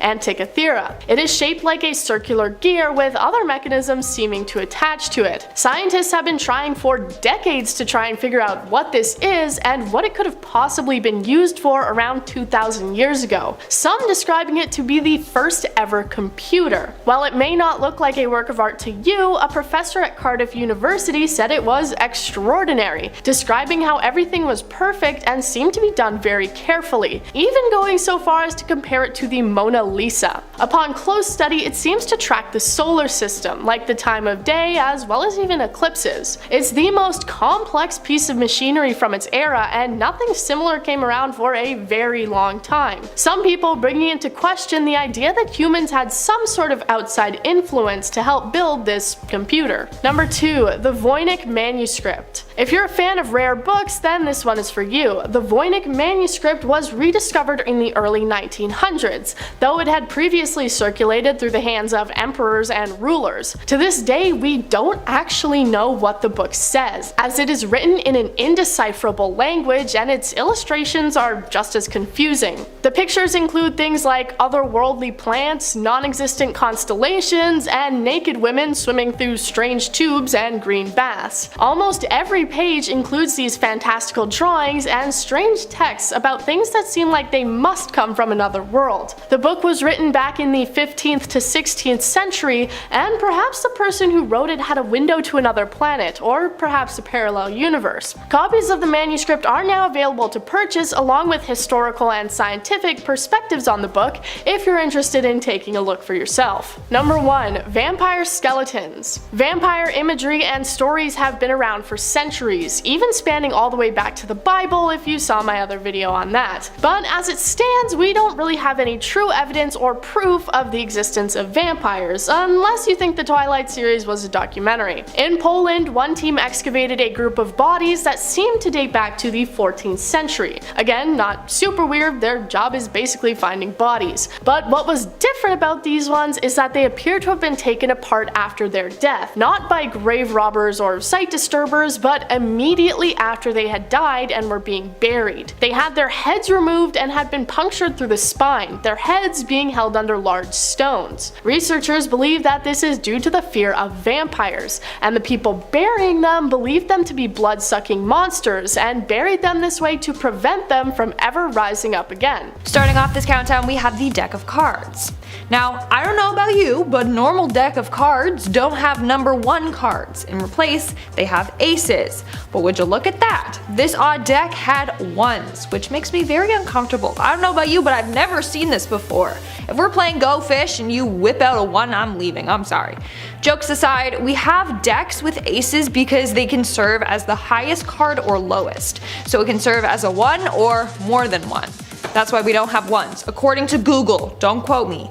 So I don't know where this person got their cards from, but it just seems wrong. In our 9th spot today, we have the knockoffs. Sometimes brand name pieces can be expensive, and we want the same or similar item, but cheaper. That's where knockoff brands come into play. Take a look at these cereals. They're so similar, yet so different. So we got Cocoa Rice instead of Cocoa Puffs, we got Honey Nut Crispy Oats instead of Honey Nut Cheerios, Fruit Rounds instead of Fruit Loops, Marshmallows and Stars instead of Lucky Charms, Cookies instead of Cookie Crisp, and lastly, Kids Crunch instead of Captain Crunch. Now if I saw an aisle filled with those, I think I was transported to another universe. In our 8th spot today, we have the map. Now let's get to a serious one. In 1929, a group of historians discovered something pretty strange. It was a map from 1513 written on the skin of a gazelle. It was created by a well-known admiral of the Turkish Navy. Well, what's odd is that the map included Europe and North Africa, the coast of Brazil, several islands, and even Antarctica, which was not discovered until 300 years later. Not only that, but it was said that Antarctica was not covered in ice. The last time that occurred was more than 6,000 years ago. So this whole thing just doesn't make any sense. How did this man map a continent that's been covered by ice for the last 6,000 years? Maybe he's from a parallel universe, or maybe the map is. In our 7th spot today, we have the stop sign. Again, another item that just makes me uncomfortable. Someone decided to create a lowercase stop sign, and it looks like it's like, stop. No, just stop. Like it's too gentle. As a wise movie once said, no, stick to the stuff you know. It's better by far to keep things as they are. Don't mess with the flow. Stick to the status quo. If you know what movie that's from, I automatically love you.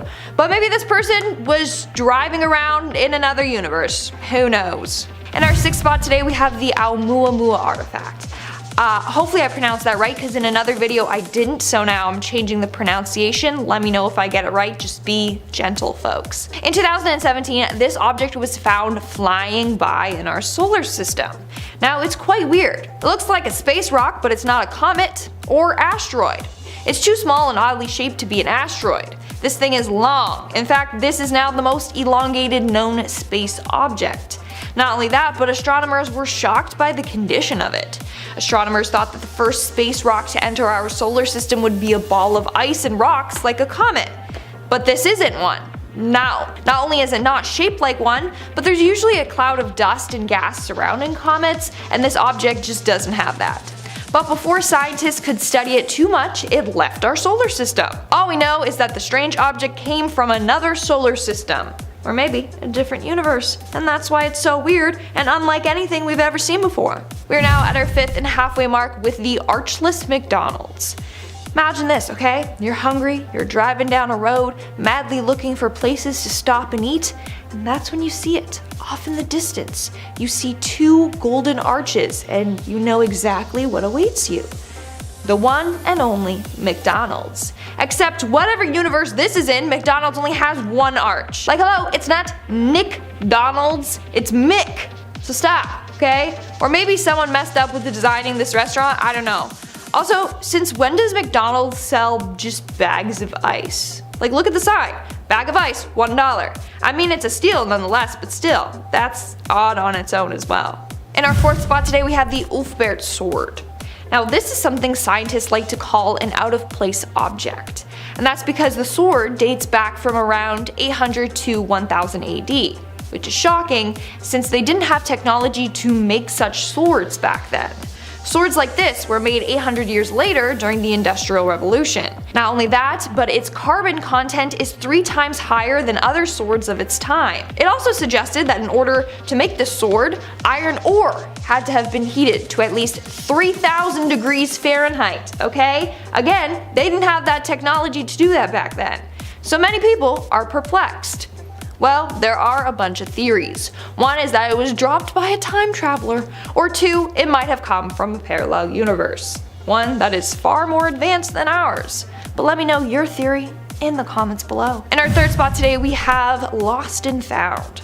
A number of people on Reddit have shared stories in which they have lost something only for it to reappear in a place where it's impossible to. So let me explain. So one man said that he was with his cousin at Home Depot. Before they went in, the cousin grabbed his wallet, but he didn't have any pockets, so he asked the narrator if he could put his wallet inside his pocket so that he didn't have to carry it around. He agreed and he zipped it into his track pants. After shopping around at Home Depot for a bit, they went to check out, but his wallet wasn't in the track pants. So they retraced their steps thinking maybe it fell out, but nothing. So they decided just to go back to the car and return to the store later. When they got to the car, lo and behold, the wallet was on the dashboard. Which is wild because the cousin literally handed him the wallet and he zipped it into his pants. Now, one person believes that what happened was the universe glitched, and maybe in another reality, the man just left his wallet on the dashboard. Somehow, those universes merged, hence why the wallet was on the dash. Now, it's all confusing how this stuff works, but that's me explaining it the most basic way possible. In our 2nd spot, we have the little dino-looking figures. In 1944, thousands of little dino-looking figures were dug up in Mexico. Only problem is that the pieces date back to 2500 BCE, a time when no dinosaurs were roaming around and people couldn't have possibly known about dinosaurs then. This is all according to scientists. So were there some other creatures that roamed the earth back then that we don't know of? Or is there a time traveling paleontologist out there? Imagine that, like Ross from Friends also being a time traveler. I love that. I don't know, or the object is from another universe. And in our number 1 spot today, we have the ring. Now this next individual has a similar story to the Home Depot boys. So for her, she was washing the dishes one day when she heard a clink in her sink. Her ring that she took off when she was doing the dishes had slipped and fell into the sink and down the drain. Now, it was just a cheap one, so she wasn't too concerned. It wasn't like her wedding ring. So she decided to just go on about her day. In the end, she forgot that the ring was even there. That was until a week later when she was putting on her shoes and felt something poking her toe. She emptied out her shoe and her ring clanked to the floor. So somehow, the ring went from being in her sink drain to in her shoe. Someone explain that to me. I don't know, maybe house elves are real. Starting off in our number 10 spot, we have space energy. While a team of astronomers was working to map out the universe, which, for a second, imagine that's your job. What a task. Anyway, while they were doing this, they found a very mysterious object that is sending out bursts of energy every 20 minutes. This object is somewhere around 4,000 light years away, but despite this distance, it was sending out energy bursts that were so big that it was one of the largest radio sources in the entire sky. That's no easy feat. These energy bursts were occurring in a cycle where one would happen for 1 minute every 20 minutes before it would disappear for a few hours, and then this whole thing would repeat over again. There is nothing that we know of in this universe right now that would behave like this, so at the moment, while there are of course many hypotheses and theories, this is a mystery waiting to be uncovered. In our number 9 spot today, we have 2022 AE1. Just a few months ago in January, as the year began, scientists were watching an asteroid dubbed 2022 AE1 that became the riskiest one observed in over a decade. The initial observations of this asteroid placed it impacting with Earth on roughly July 4th, 2023, which would mean that there would not be enough time to deflect it, and this asteroid was large enough to do some real damage should it strike an area.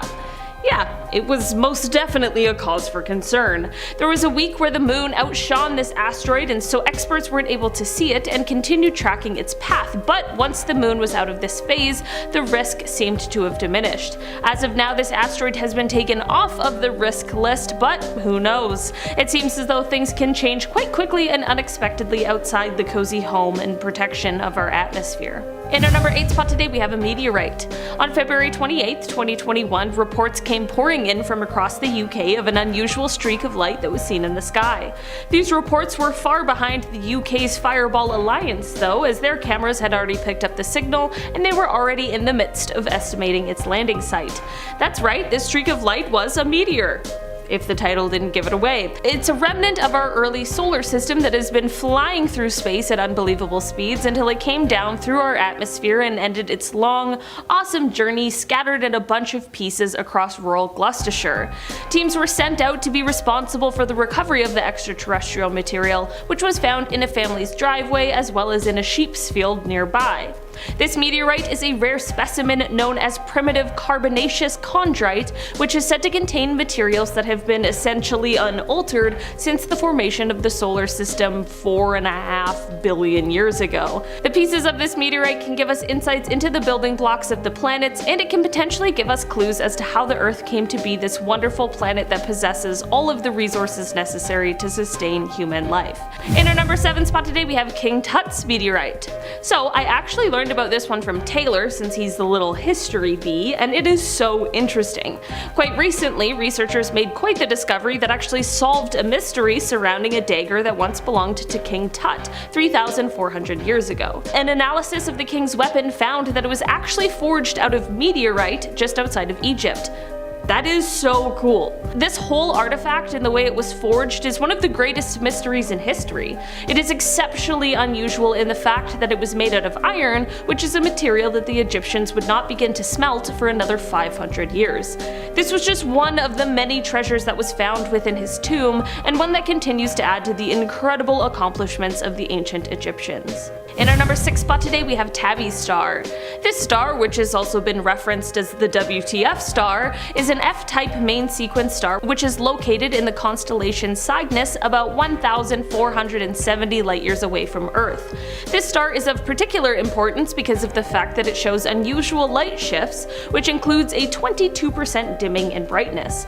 Basically, from our point of view, something continually blocks the star, and it likely isn't a planet because a Jupiter-sized planet would only block about 1% of the star the size of this one, so what could it possibly be? There are a few theories out there surrounding this anomaly, but none are able to fully explain what is happening here.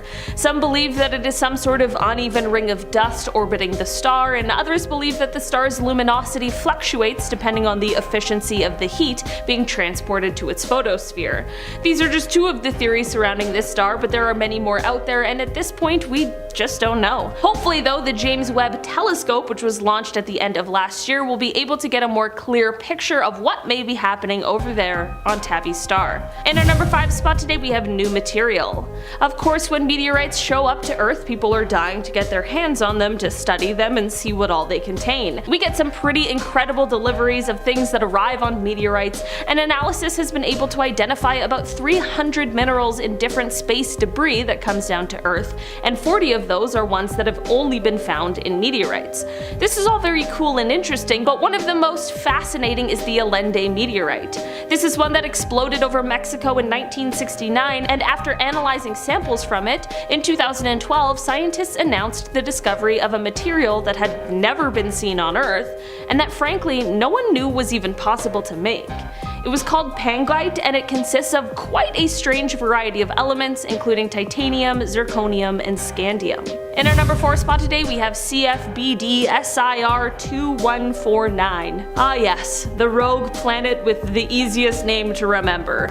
This planet really had the scientific community on edge in 2012.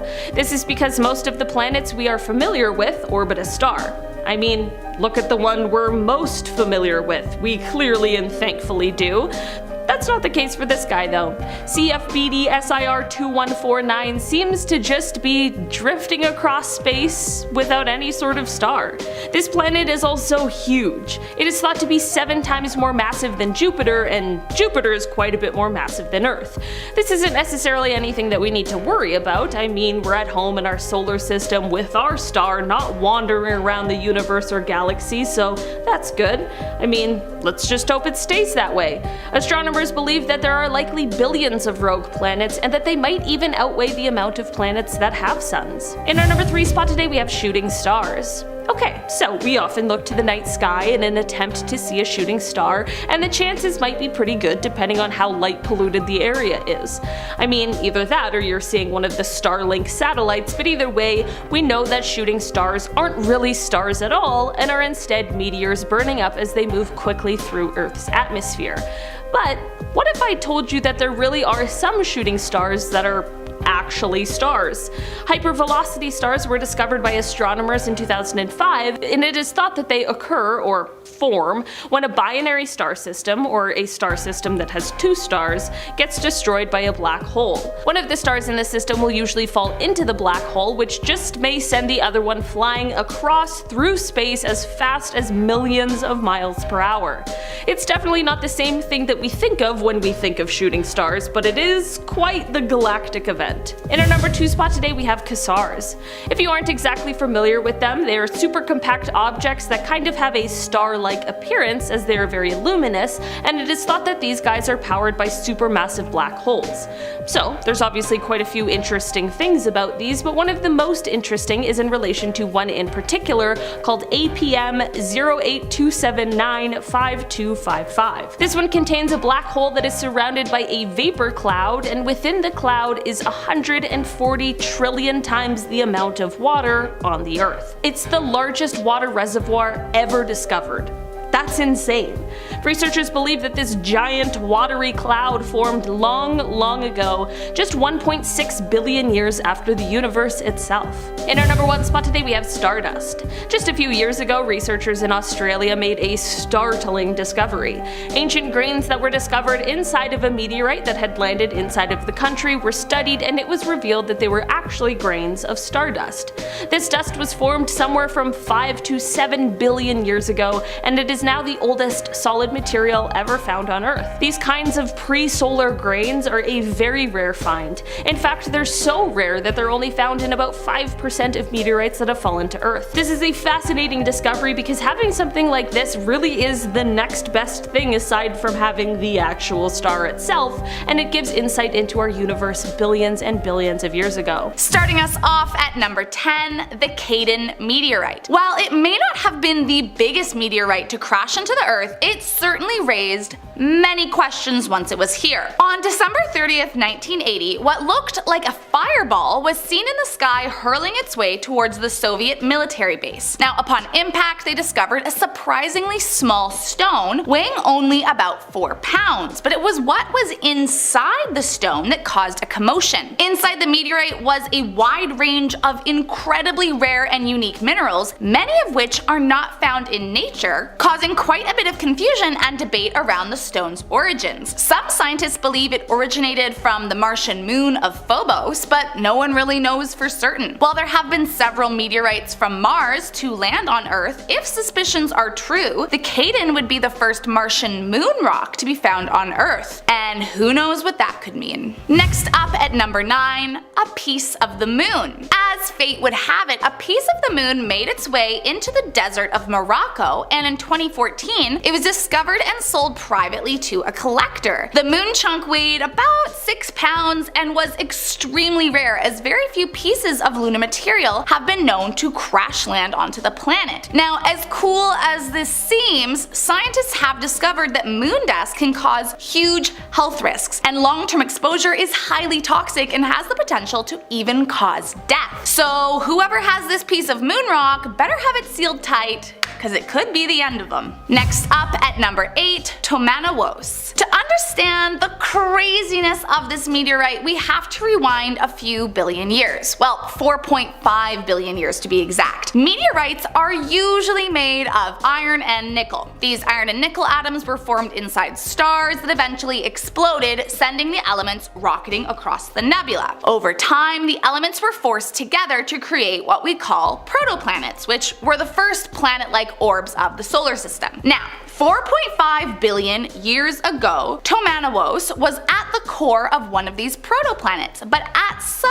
point in time likely collided with another protoplanet, sending huge chunks back into space. Then, 17,000 years ago, it crashed down into the Earth and landed on an ice cap in Canada. It wasn't discovered until thousands of years later, and by that time it had made quite the journey down to Oregon. The 15-ton rock caused quite a stir and even a lawsuit when in 1902 a man tried to steal it from the indigenous people and charge others to see the strange and mysterious space rock. But the joke was on him, as the Oregon Iron and Steel Company actually owned the land where he'd found the meteorite and sued for its return. Whatever it was, there was something about this meteorite that drew people in. And who knows, maybe it really was cursed. Next up at number 7, a strange black object. In July of this year, Australian farmer Mike Miners was doing his usual morning survey of his farm when all of a sudden he spotted something that caught his eye. There in the distant part of the grasslands was a large jet black object measuring roughly 9 feet and sticking straight up out of the ground. Unsure of what was going on, he took a closer look at the object and eventually decided to call the Civil Aviation Safety Authority to see if they could help. Once he was on the phone with them, they quickly urged him to call NASA directly. Eventually, it was discovered to be a piece of space junk, likely from the SpaceX Dragon capsule, but many conspiracy theorists didn't seem to buy this answer, believing it to be some kind of remnant from a UFO.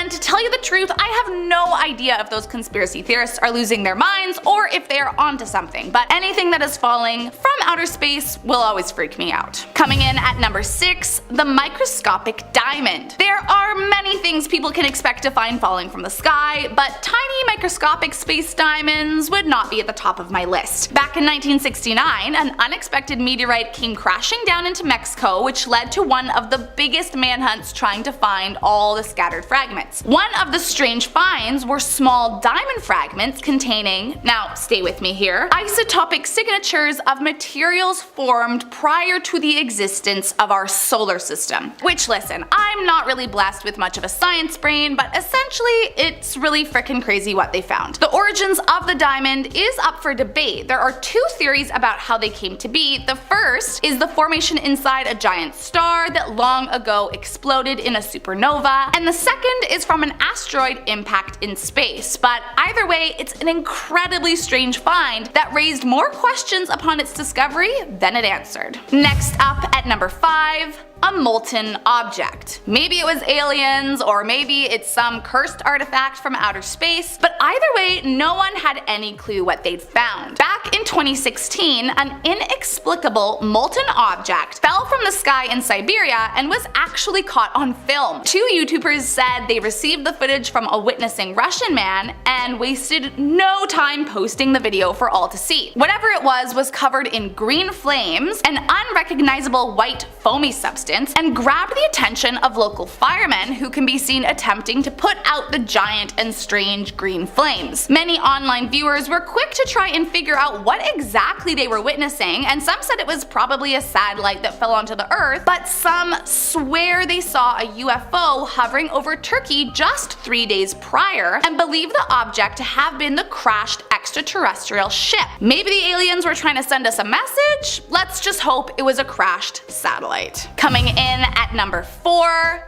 fireballs. There are few things that make us worry about the end of days more than giant fire orbs raining down from the sky and terrorizing our planet. Well, in September of 2019, it seemed like just that was happening in Chile when huge and mysterious flaming objects lit up the sky, cascading over the largest island in Chile, horrifying the locals. The fireballs plummeted to the earth and caused 7 bushfires across the island, though luckily no one was injured. Initially, most assumed it was meteorites crashing down, but after a few days inspecting the site, no traces were found at any of the 7 locations. Officials were confused by the findings, as the only other logical explanation would be space debris, but that as well seemed to have been ruled out by many. So if it wasn't a meteorite and it wasn't a rogue piece of space debris, what could have fallen from the sky? Could it have anything to do with an unknown space civilization? I guess we'll just have to wait and see. Coming in at number 3,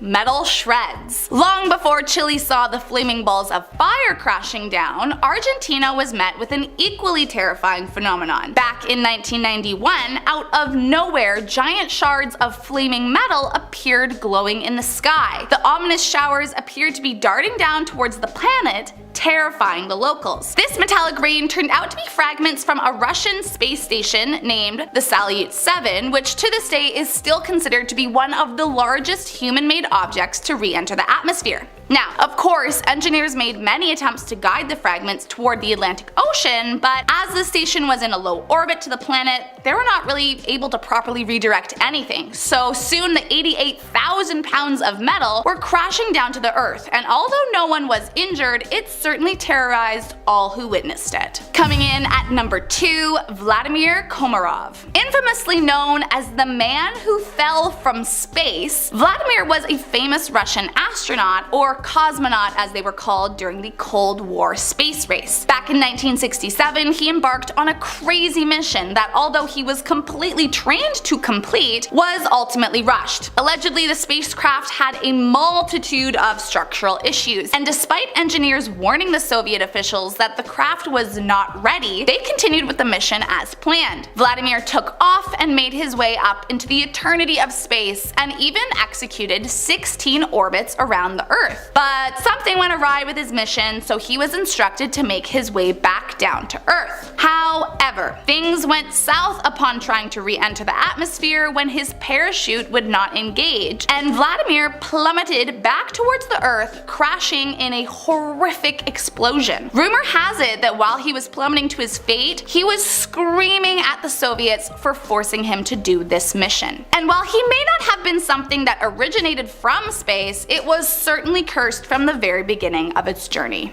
And last up in our number 1 spot, the Roswell incident. Back in 1947, a huge metallic object crashed down on the Earth, causing a major uproar for conspiracy theorists across the globe. Now, normally I'm not one to jump on the conspiracy wagon, but I don't know how anyone can look me in the eye and tell me that this is not the spitting image of a flying saucer. I mean, come on. Now, here is where it gets crazy. After the dust from the initial sighting settled, the Roswell Air Force released a statement admitting that they had found a flying disc, but then quickly retracted that statement, saying instead it was simply a conventional weather balloon, and have stuck to this story ever since. But this change in description caused many to believe the government was covering up valuable information. Then, in 1979, Lieutenant Jesse Marcel, a key figure in the whole debacle, was interviewed for a documentary about the incident and admitted that despite what they told newspapers in 1947, that he truly believed it was an extraterrestrial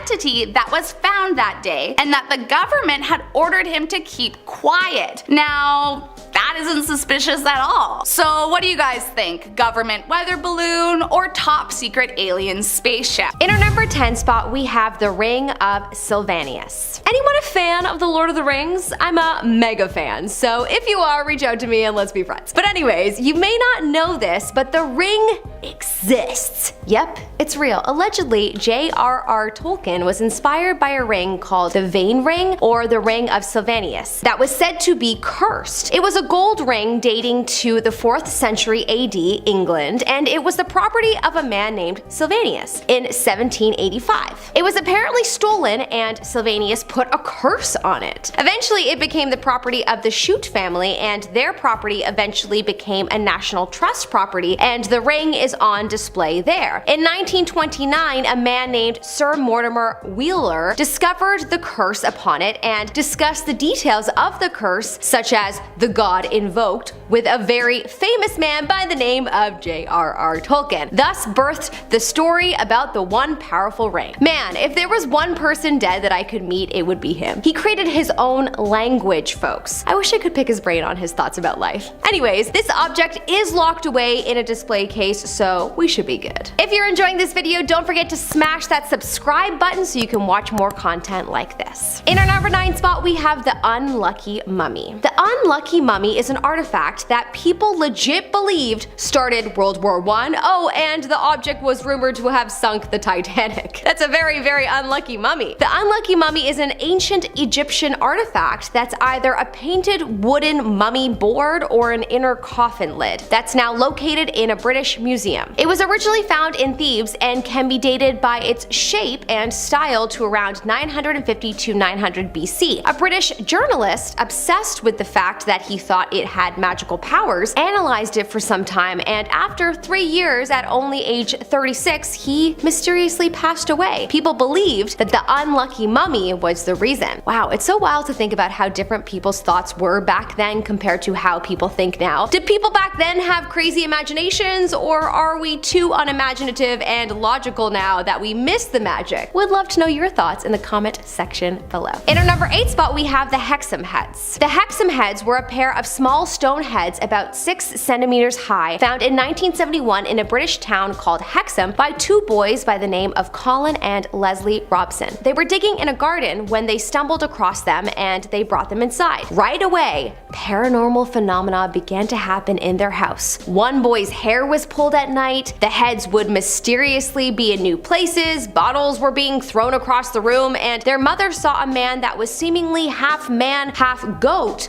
leaving the house. house. When the artifacts were given to a Celtic artifact expert, she and many others noticed a half-man, half-wolf leave the house or move about the house on many occasions. The woman also reported the feeling of a cold presence and her office door opening with no wind, and the cause remained unknown. The heads got passed around a lot until suddenly they vanished, and their whereabouts still remain unknown. Dun dun dun. In our number 7 spot, we have the Crying Boy. The Crying Boy is a fascinating phenomenon. This is a mass-produced print of a painting by an Italian painter by the name of Giovanni Bergoglin, and the painting is literally of a boy crying. This painting was widely distributed in the 50s, but in the 80s, a theory around the painting began to arise, and people started to think that the painting was cursed. On September the 5th, 1985, a British newspaper reported that a firefighter had stated that undamaged copies of the painting were being found frequently at sites of burned houses. Of course, people began to believe that it was the paintings that were behind it because they would somehow come out untouched. It was later learned that the paintings did have varnish on them that made them fire retardant. However, the boy in the paintings was later discovered, a man named Don Bonillo, and apparently he is tied to several fires, including the painter's studio. Yikes. Okay, well, this is scary. I hope all of these paintings were somehow disposed of. I'm assuming not by fire, but in some way, but if not, then they need to be locked away in a fireproof cabinet of some sort. In our number 6 spot, we have the Bassano vase. The Bassano vase is a vase that needs to be locked away, and we need to also throw away the key because it is terrifying. I know, it seems like an object that is just not threatening at all. I mean, come on. It's a vase. Something you put beautiful flowers in. Anyways, the vase is believed to be from the 15th century in Napoli, Italy. Apparently anyone that was ever the owner of it has died. I mean, that is inevitable, right? We're all mortal humans. No, they died within a few months of having it. The original owner apparently died with it in her arms. The vase was passed between a bunch of hands in the 80s before it disappeared, and no one is quite sure where it is located at this moment. In our number 5 spot, we have the Bronze Lady. Okay, so this next one can't necessarily be locked up because it's a giant bronze statue, but I'm putting it on this list so y'all can have caution if you ever go near it. Okay, this statue is located in the Sleepy Hollow Cemetery. Yes, the famous cemetery. You may be going there to see ghosts, but apparently the Bronze Lady is who you should be watching out for. She allegedly wanders the cemetery grounds at night, terrifying anyone who may have entered the grounds. They say that you can hear her weeping if you get close to her, and if you sit on her lap, she'll cry tears of blood. They say if you insult her and hit her in the face, you will be cursed for life. Who the heck is doing that and why? Apparently many a visitor have ran from the cemetery after an encounter with her. Damn. In our number 4 spot, we have the Robert doll. Well, right off the bat, I want to lock this one up because of its name. This sounds like the creepiest doll ever. Not that there's anything wrong with the name Robert. I even have a cousin named Robert. It's just Robert and doll together. Sounds creepy. I don't know. Anyways, looking at this doll, I have to say that the creepiness of the name totally matches it. This must be top 5 creepiest dolls ever, but I wouldn't know. I don't watch a lot of doll movies, and it's been a long time since I've played with them. I do miss my Barbie days, not gonna lie. The doll was made in Germany and purchased in 1904 and given to a boy named Robert Otto. The legend is that the doll has supernatural powers. After Otto passed away and the doll was passed around, people said that the doll caused car accidents, broken bones, job loss, divorce, and people that visited the museum that it was eventually put in would supposedly experience post-visit misfortunes for failing to respect Robert, whatever that means. I bet you they were insulting Robert like the Bronze Lady statue. Who are all these disrespectful animals? In our number 3 spot, we have the Hope Diamond. This is a very, very beautiful diamond that unfortunately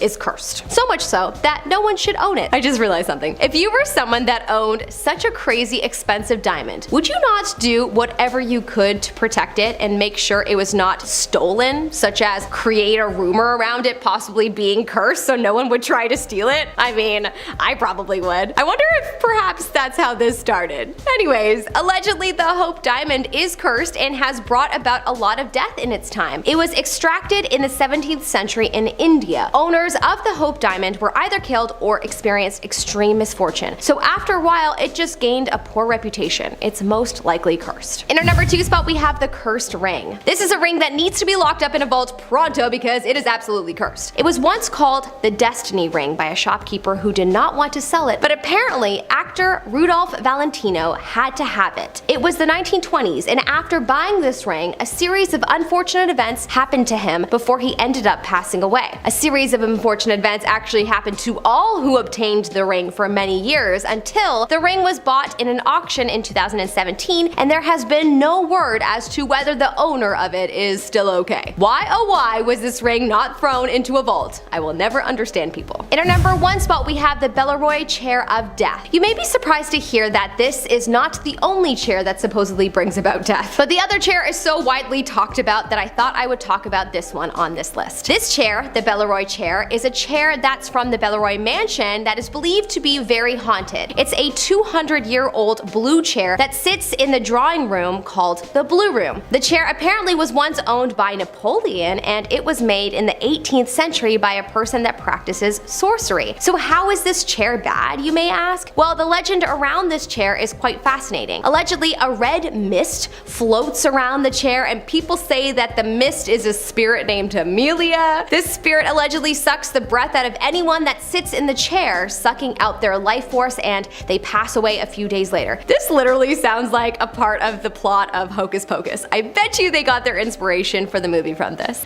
Alright, coming in at number 10 we have the glass jar. As we know, the Americans, with the support from the Allies, dropped the horrifying atomic bombs on Nagasaki and Hiroshima. The attacks killed over 200,000 people horribly, and the cities were absolutely decimated. Imagine how fragile human flesh is when it comes to heat, and then imagine how hot something would need to be to melt glass. Hot, right? Have a look at this glass jar found in the Hiroshima aftermath. It seems that heat of approximately 1,500 degrees centigrade, 2,700 degrees Fahrenheit, is required to produce this level of deformity. Scientific examination showed that a virtually instantaneous heat wave struck this object and passed as quickly as it had arrived. Basically, the jar resumed its solidified form without leaving stress marks. The flash heat incinerated many people on the spot too, which is absolutely horrible, and this jar just goes to show how hot it really was. Always my thoughts going out to the cities of Nagasaki and Hiroshima, many years later. Coming into number 9, we have The Pilot.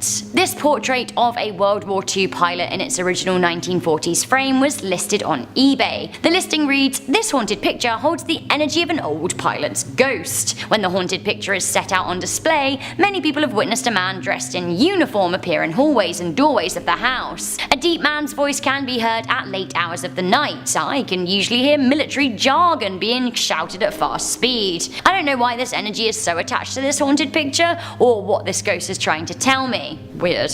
The listing also claimed that only those with the quote-unquote gift would be able to feel the presence. Rightio then. Coming into number 8, we have the World War II wheelchair. This wheelchair is haunted by the ghosts of hundreds of wounded soldiers. Why? Well, the chair was the property of a military hospital during World War II, and it is thought that it contains the spirits of those who sat in it. Sure.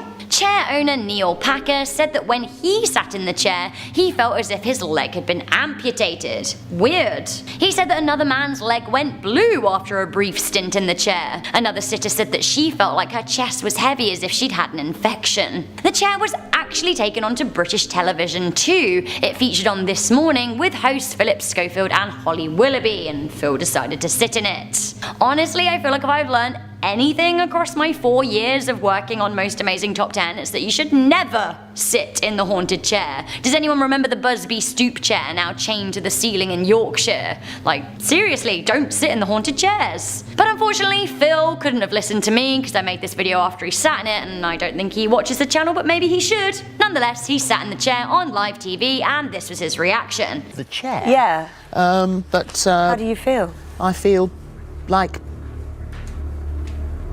No, don't be ridiculous. Don't be annoying. Just joking, this is actually what he said after making that face. perfectly normal. Really? Yeah, absolutely. No twinges in your leg? I have no twinges. I have absolutely nothing going on here whatsoever. Coming into number 7, we have the pigeon foot. That's not a pigeon sound. Do pigeons make sounds? I don't know. You'll You'll actually find a lot of severed pigeon feet in war museums across the world. Why? Because birds played a very big part in the war. Pigeons were used to send secret messages, but as you can imagine, that brought about a whole new layer of chaos that came from trying to intercept them and stop enemies finding them. One pigeon that failed in its delivery mission was discovered in 2012 in an English chimney in Surrey. David Martin was cleaning his block's chimney and found that one dead bird had a red capsule on its leg. He opened it up and discovered a secret World War II era message written in code. Eventually the code was cracked and the message was discovered to say, "Hit Jerry's right or reserve battery here. Already know electrical engineers headquarters, troops, panzers, batteries, engineers here." Of course, Jerry, I have to say, was the nickname for the Germans, for those of you watching that didn't know. So, vital intel that was never delivered on account of dead pigeon in chimney. Coming into number 6, we have the Trench Raiding Club. War is savage, and that's pretty evident in the existence of this raiding club. Many old weapons were found after the war, and often these clubs were found. Now they're usually made from wood wrapped in sharp pieces of metal, which to me sounds very medieval. Clubs and flails have been used since times of early warfare. While trench clubs were largely used in World War I, some were still found after World War II, and honestly I can't believe in the 20th century we were still whacking each other with spikes on sticks. Although, thinking about that, I maybe would prefer meeting those than some of the other World War II weapons. Although, actually, maybe the sticks. No, the stick. Brutal. It's brutal. It's all brutal.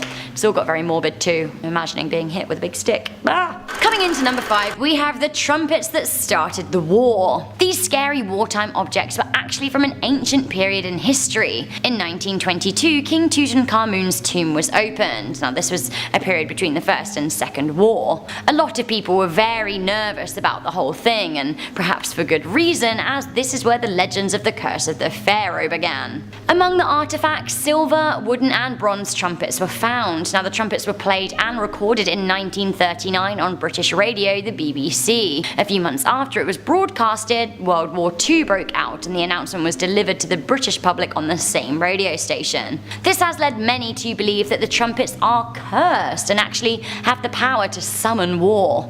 This is one of the only instances where I would ever be like, do not play the trumpets. Usually I wholeheartedly encourage trumpet playing. I love trumpets, they're great, but war trumpets are bad. Yes, they are.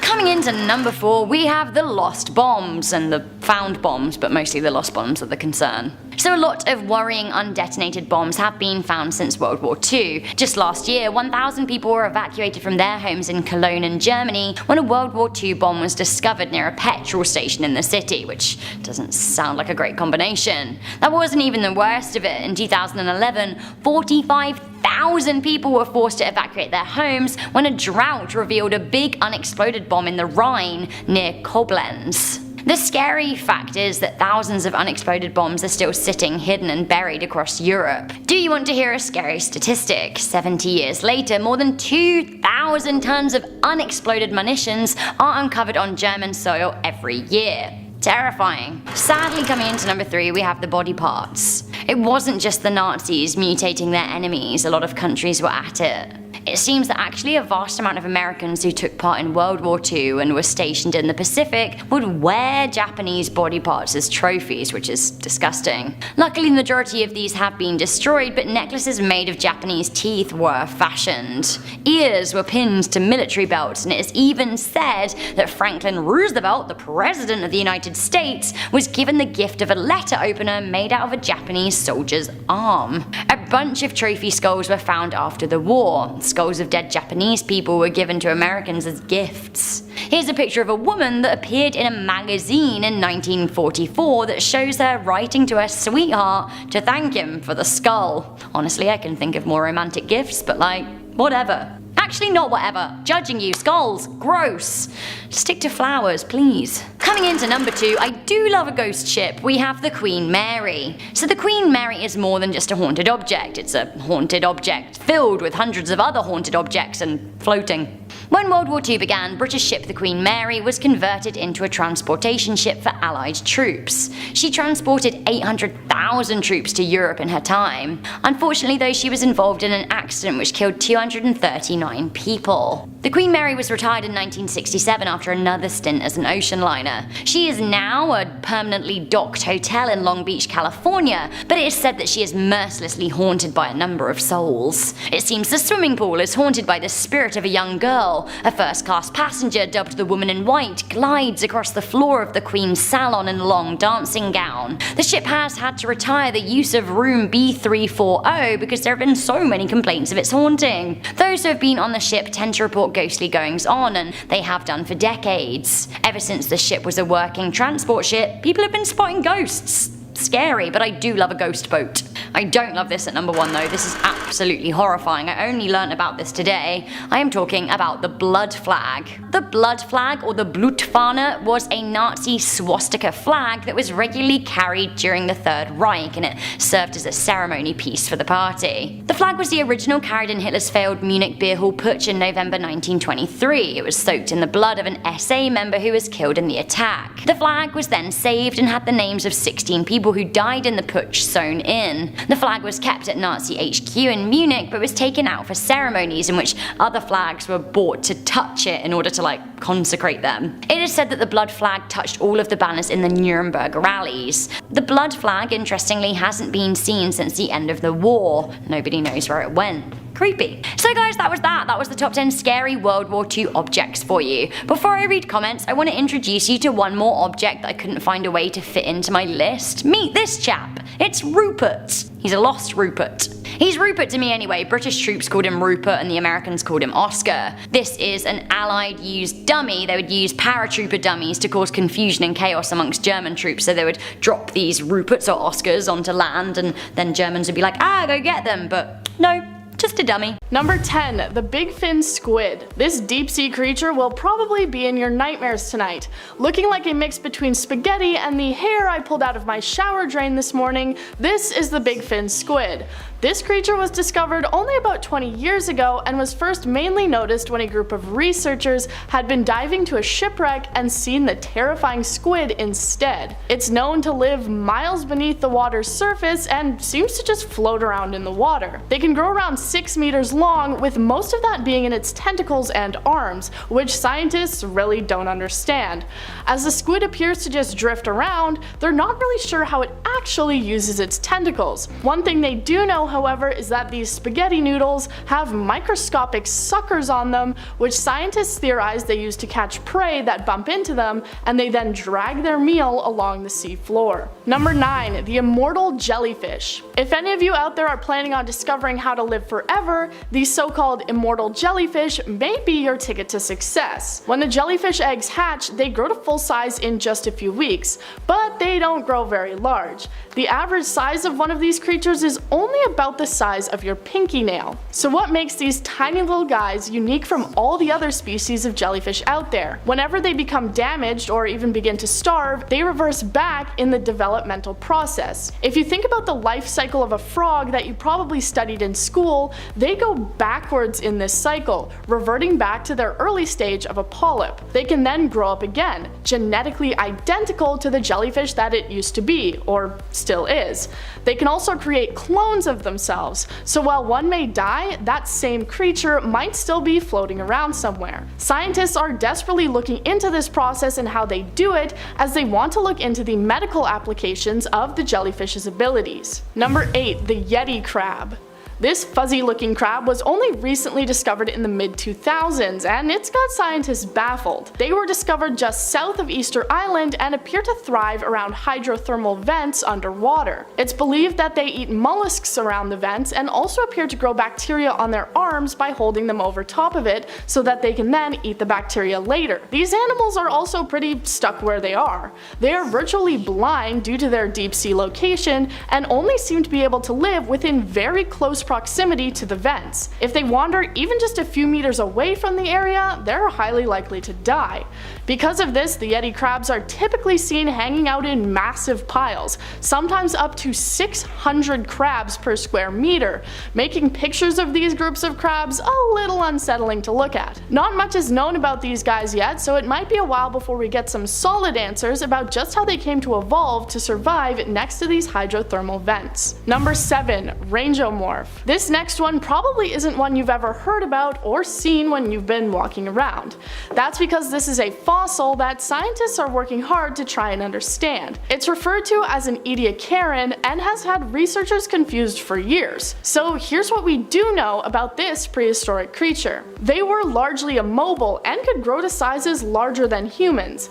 It's especially unique as it's one of the first large multicellular organisms that seem to exist before the first real animals ever evolved. A scan of the fossils allowed researchers to look into the physical makeup of this creature. It had strange internal structures, including its cone-shaped central trunk and the 6 fern-like fronds extending out from it to form a primitive kind of skeleton. There's still a lot to do to figure out just what exactly this creature was, and it's hard to figure out as it disappeared an estimated 540 million years ago. Number 6. Crows.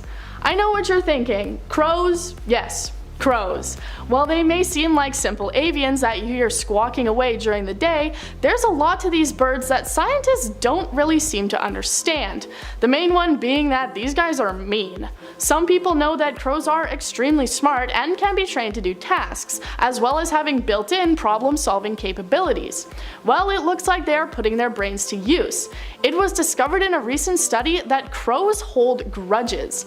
They can remember the faces of people who captured them and will still be mad about it up to 2 years later. Another interesting fact about that is that they will even pass on these feelings to their friends and family members and encourage them to attack specific people as well.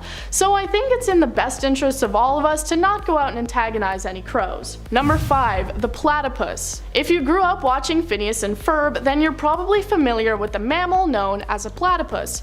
But you're probably not familiar with just how strange and unique these duck beavers actually are. When looking at pictures, you might notice that a platypus is not actually turquoise like Perry, but is actually just brown. Well, if you put a platypus under an ultraviolet light, it will actually grow a blue-green color. But unfortunately, a cool hat doesn't immediately appear as well. They are probably best known for being one of only a handful of mammals that lay eggs, and for having a powerful deadly venom on their back legs. One other thing that you may not have known about these guys is that they give sharks a run for their money. And no, not in fighting each other, but I would pay to see that. Instead, it's in the way that they hunt.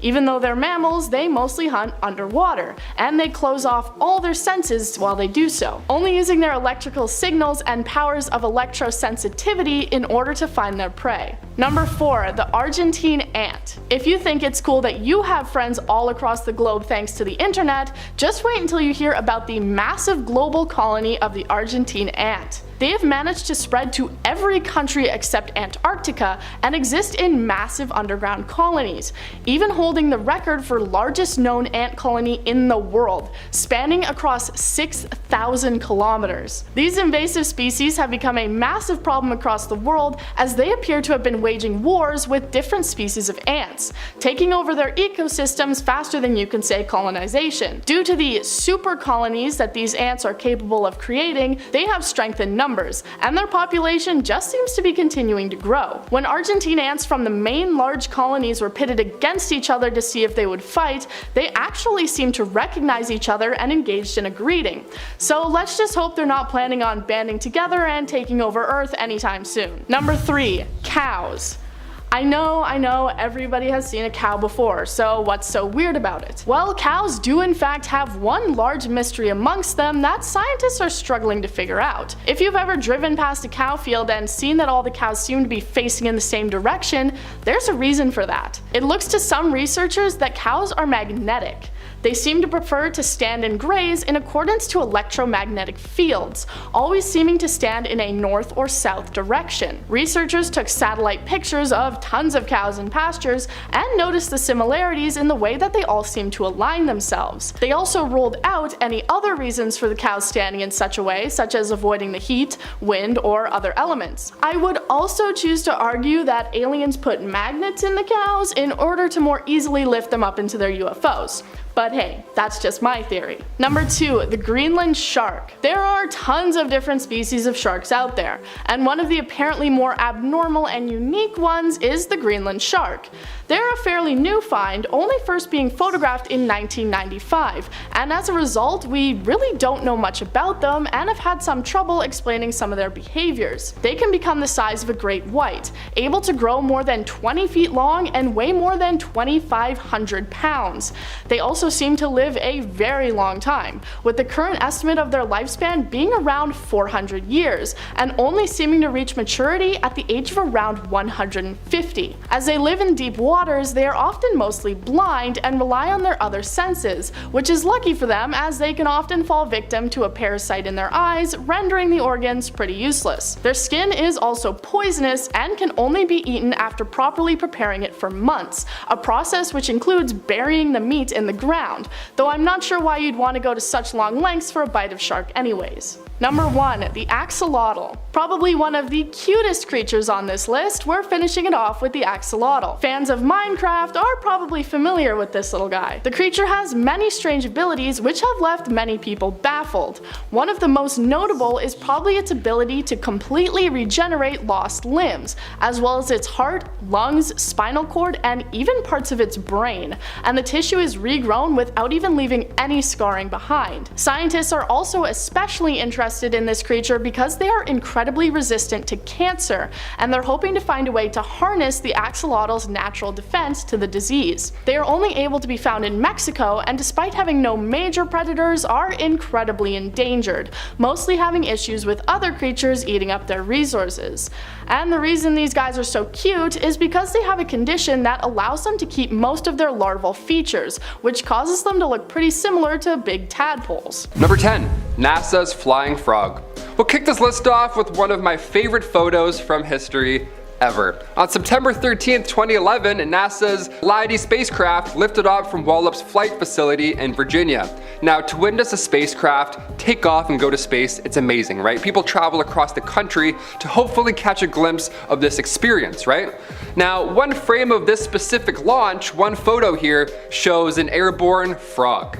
Just flying, he's spread eagle, just in the air, no idea how he got there. The team behind the launch confirms that this photo is real. Can you imagine what's going through his mind right now during this photo? In fact, what was he doing 5 seconds before this launch was ignited? Just sitting on a throttle booster, eating a fly. He's like, man, what can go wrong? Life, you know? If you ever have the chance to check out a NASA launch, keep your head up. It might rain frogs depending where you are. Number 9. Planet 9. With James Webb in the picture, we're seeing more of our universe now than ever. For a while now, astronomers have been confident about a 9th planet orbiting the sun. Now, this 9th planet is hiding far behind Neptune, so we haven't seen it, obviously. We've been here before, though. It's hard to tell the scale of these things. The largest asteroid in the solar system was discovered back in 1801, and that day it was initially classified as a planet. But just like Pluto, it was, kicked out of the planet party. Get out of here, you're too small for us. Must be this tall to be a planet. Peace. Talk about this 9th planet began in 2014 when American astronomer Dr. Scott Shepard, he found a small dwarf planet candidate called 2012 VP-113. And the orbit of this dwarf planet was too large, it didn't make any sense. Something had to be assisting this colossal spin. For the planet to be acting this way, it would have to be 10 times more massive than our planet here, Earth, and it would take at least 10,000 years to orbit the sun just once. So, Happy New Year, I guess. And considering that it's tucked far behind Neptune, this 9th planet is around 200 times further out than ours. So far, we've covered about 30% of the prime area this planet could be in, and every space fact that I do, I also feel so anxious right after. Holy smokes, space is so scary.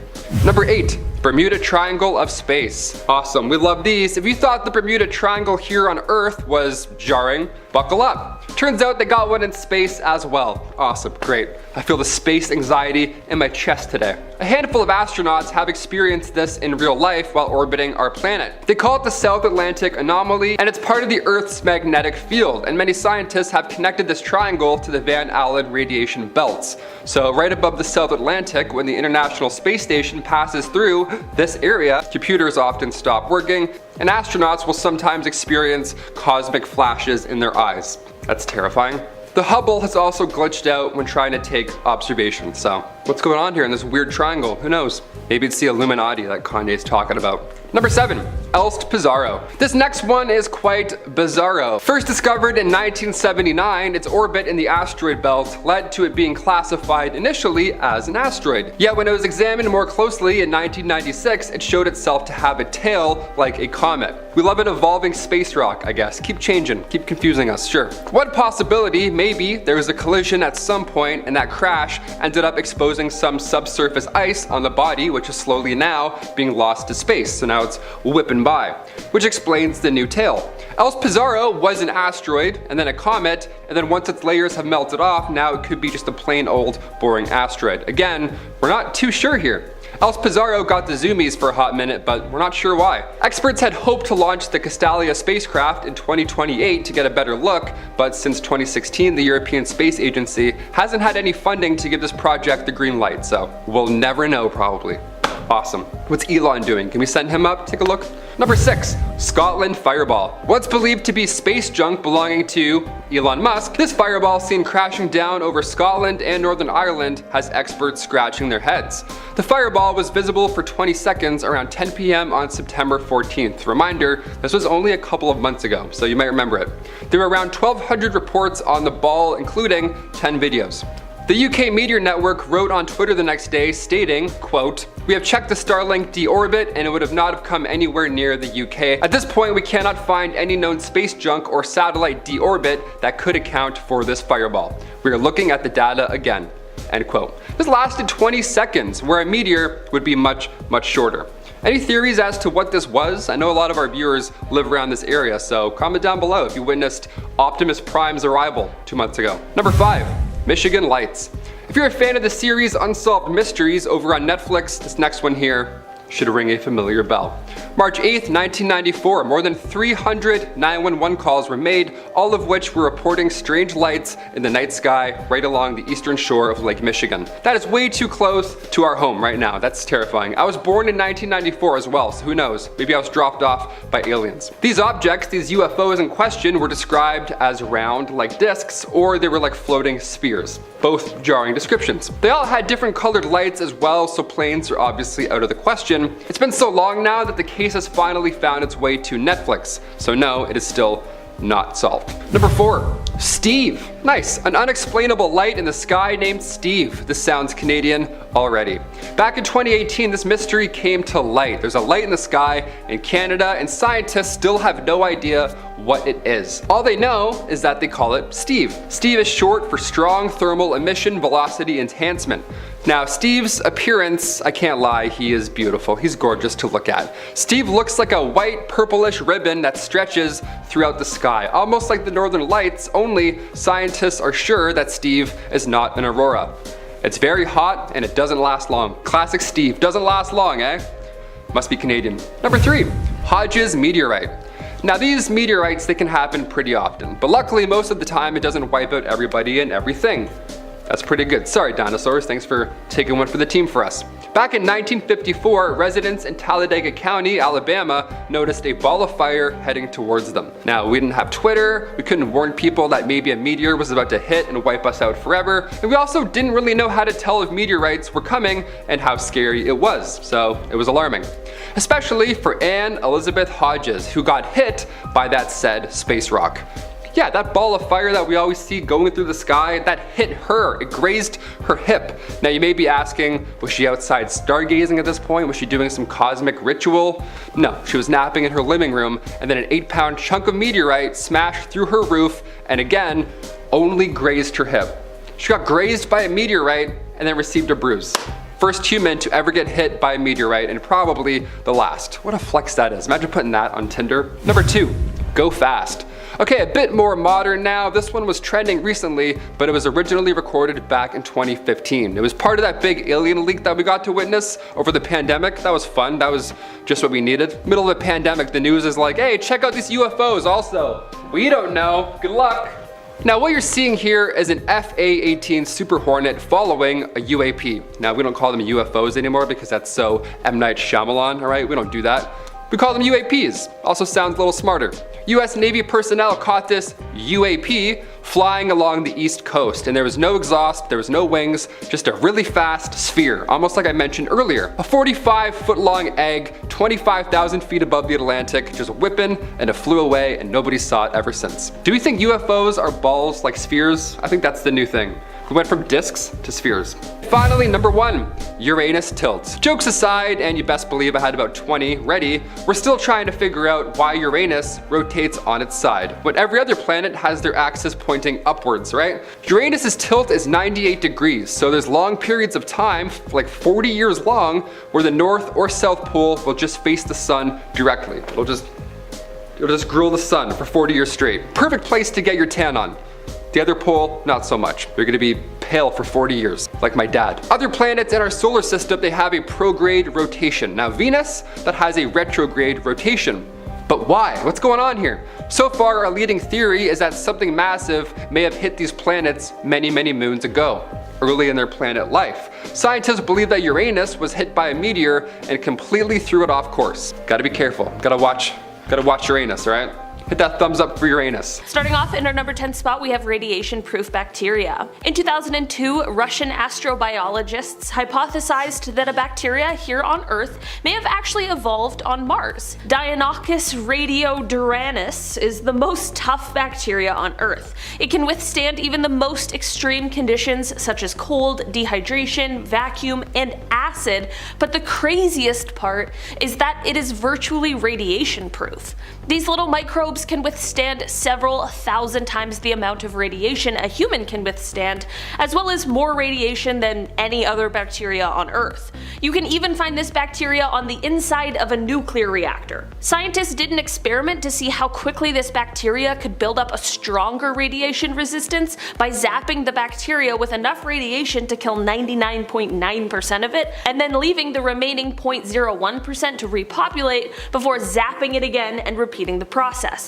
It was concluded that it would have taken E. coli thousands and thousands of rounds to build up the same resistance that this hardy bacteria did in only 44 rounds.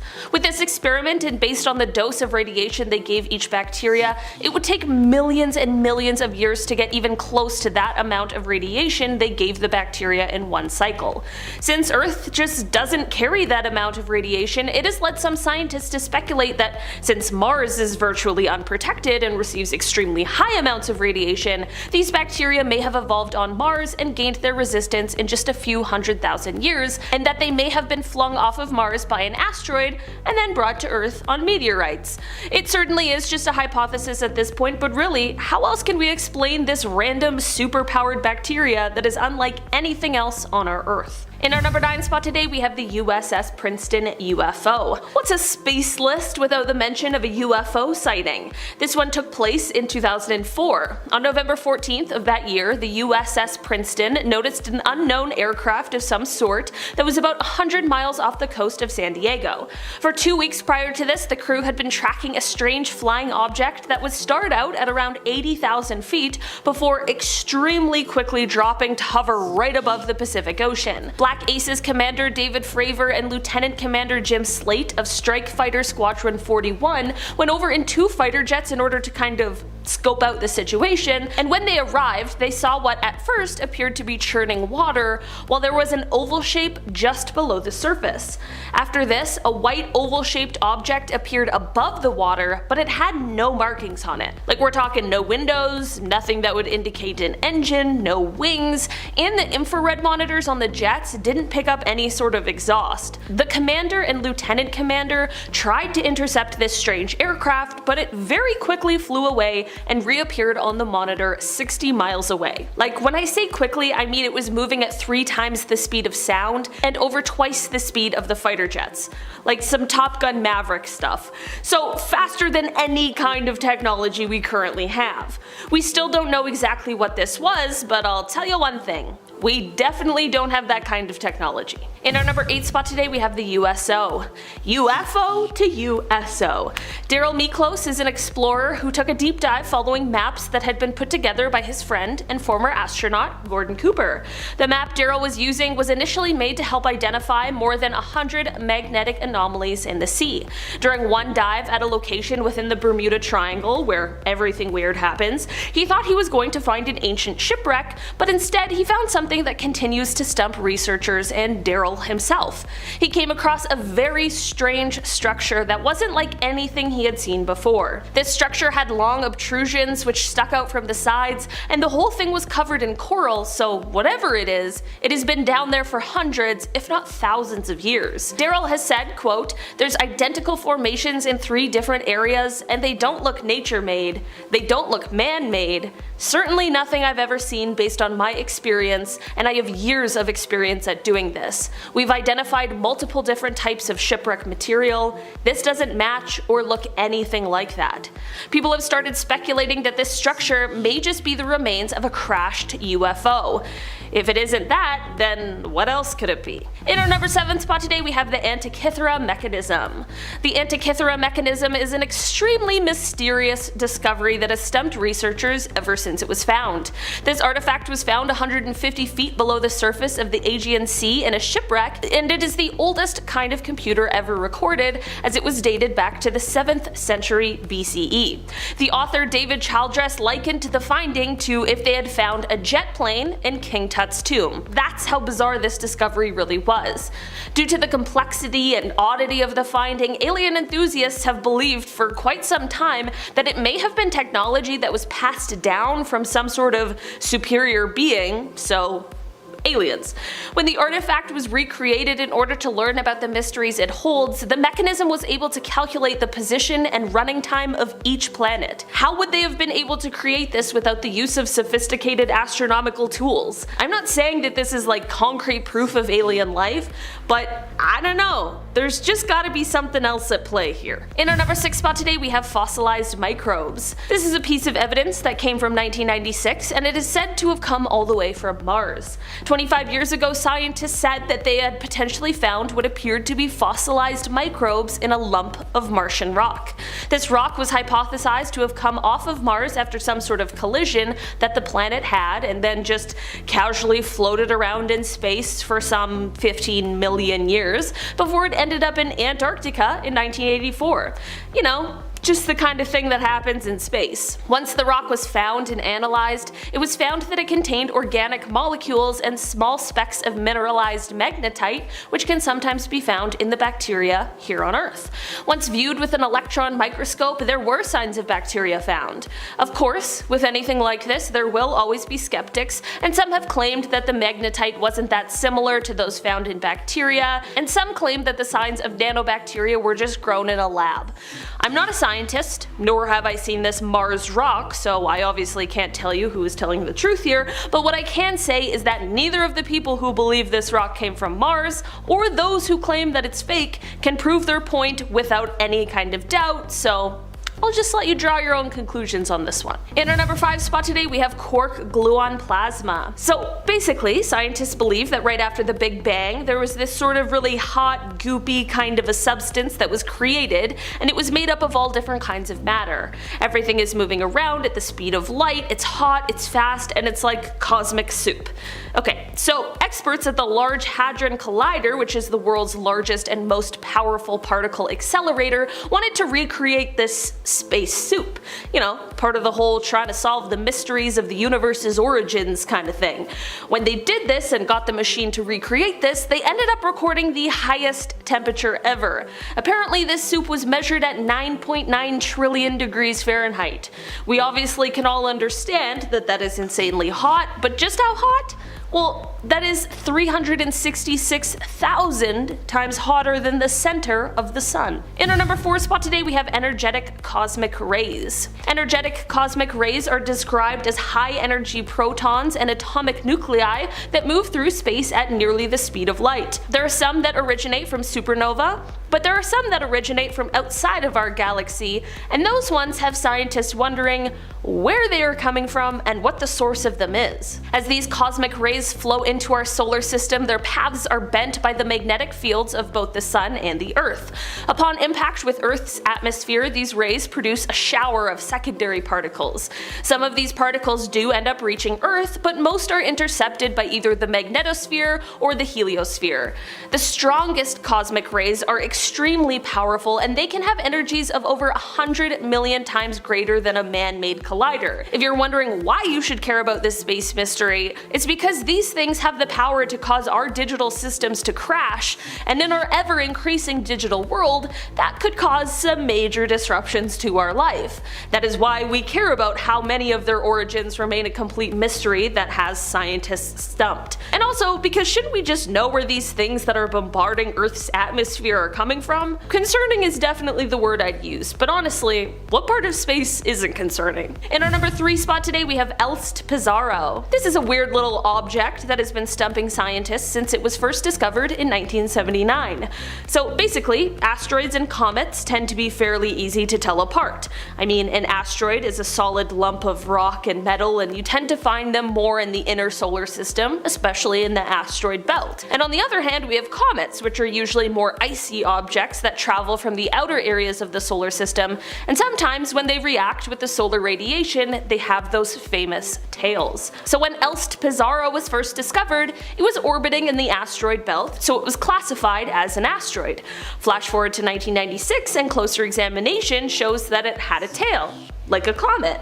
At first, experts thought that perhaps the tail was a result of some sort of collision, which is not uncommon for asteroids, but when the brightness and structure of the tail changed over time, it became clear that it was more of an ongoing process. Basically, this object showed signs and trademarks of both asteroids and comets, and it truly was a baffling discovery. Basically, the discovery of this object led to an entirely new classification: active asteroids. In our number 2 spot today, we have the fastest black hole. The biggest black hole that we have found so far is said to weigh about 40 billion times the mass of our sun, or about 20 times the size of our solar system. That's so scary.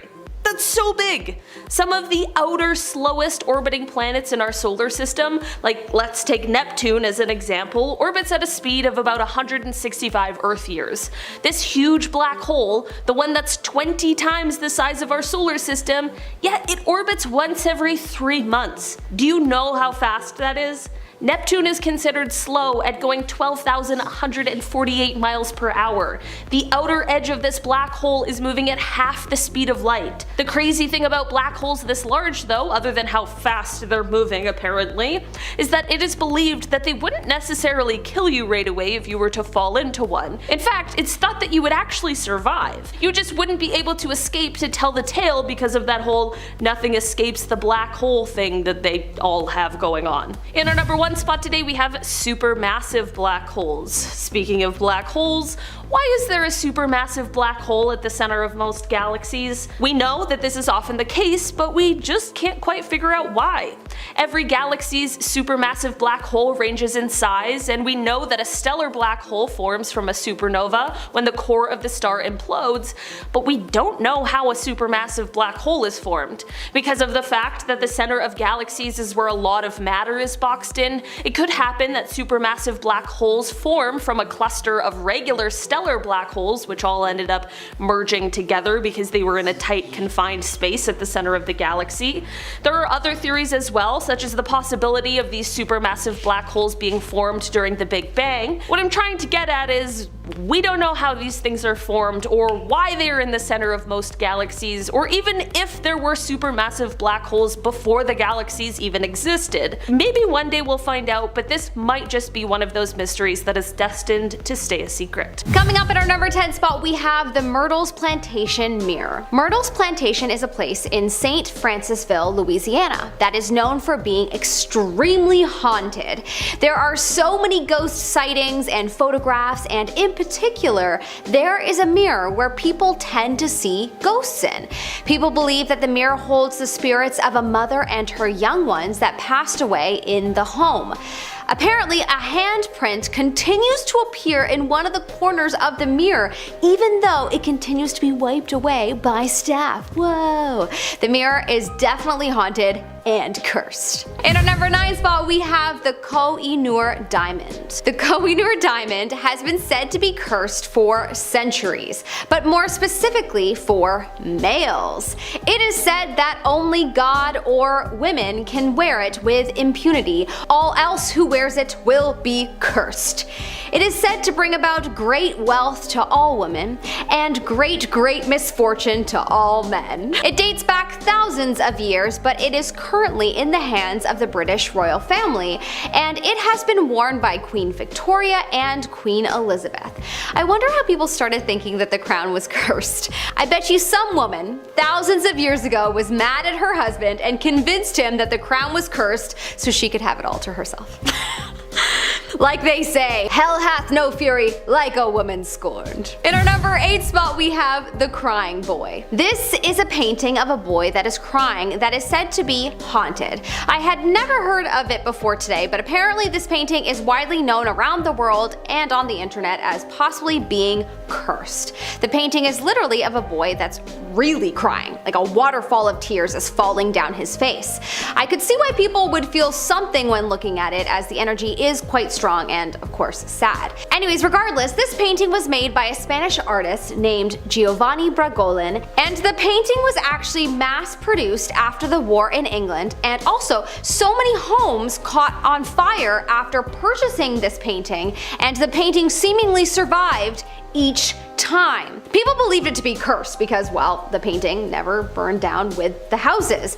But many years later, the paintings were analyzed and it was proven that they had been coated with a fire repellent. It still doesn't explain all of the fires in the first place. Like, why were there so many fires after people purchased this painting? So that's why people are still very weary on this painting and believe it to be cursed. In our number 7 spot, we have the Delphi Purple Sapphire. This stone is also known as the Cursed Amethyst because it's probably cursed and you should probably not touch it. This stone was apparently stolen from the Temple of Indra in 1857 and then brought to England by Colonel W. Ferris. It is said that after this, he lost all of his fortune and received an enormous amount of bad luck. Any person after him that came into contact with the stone came upon some bad luck. Allegedly, a singer lost her voice after having the stone. Whoa. It now rests in the London Natural History Museum, and even the person that brought it there said they experienced a horrible storm while en route. Coincidence? I think not. In our number 6 spot, we have the Hope Diamond. So many cursed jewels in the world, it almost makes you believe in the possibility that it can hold energy. But wait! Everything is energy, so of course it can. We could probably go down a rabbit hole here, but whatever, I'm gonna stop myself. Anyways, the Hope Diamond is a large blue gemstone that is worth approximately $250 million.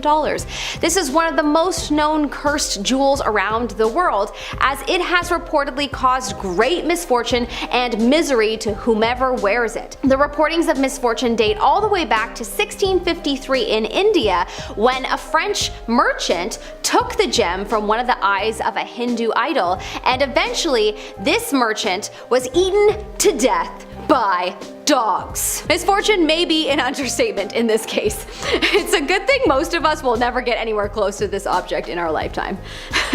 In our number 5 spot, we have the Blarney Stone. This is a stone located in Cork, Ireland, and it is believed to be quite powerful. Kissing the stone is said to bring a person luck. But if there is any removal of the stone, even by taking a few pieces of the stone, the person who has removed it will be cursed with bad luck. Misfortunes such as loss of jobs, financial lows, and depression have been reported and associated with those that have taken parts of the stone.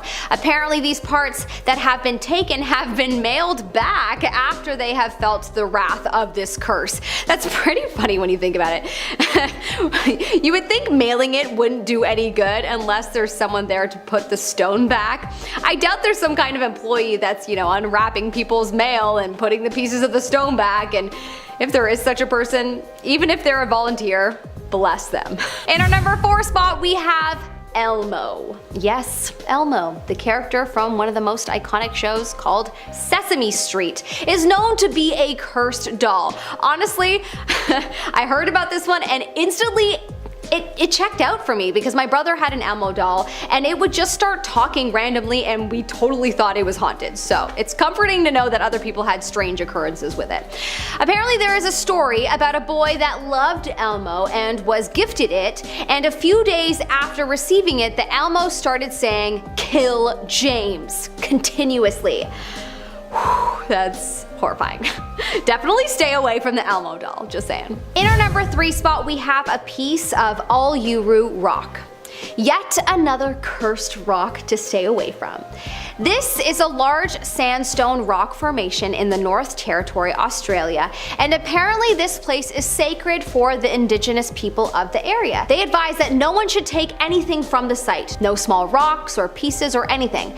But of course, do people always listen when told to not do something? No. The people that have taken pieces of the formation, though, have reported experiencing severe illness afterwards, bad luck, deaths, and terrible breakups. It feels like we've been too conditioned by movies to believe in any real magic that we forget about where writers of movies get their inspiration from. In our number 2 spot, we have the Belcourt Castle chairs. There is a summer cottage in Rhode Island, and apparently in the ballroom there are a number of cursed chairs. The idea of cursed chairs just seems so silly to me.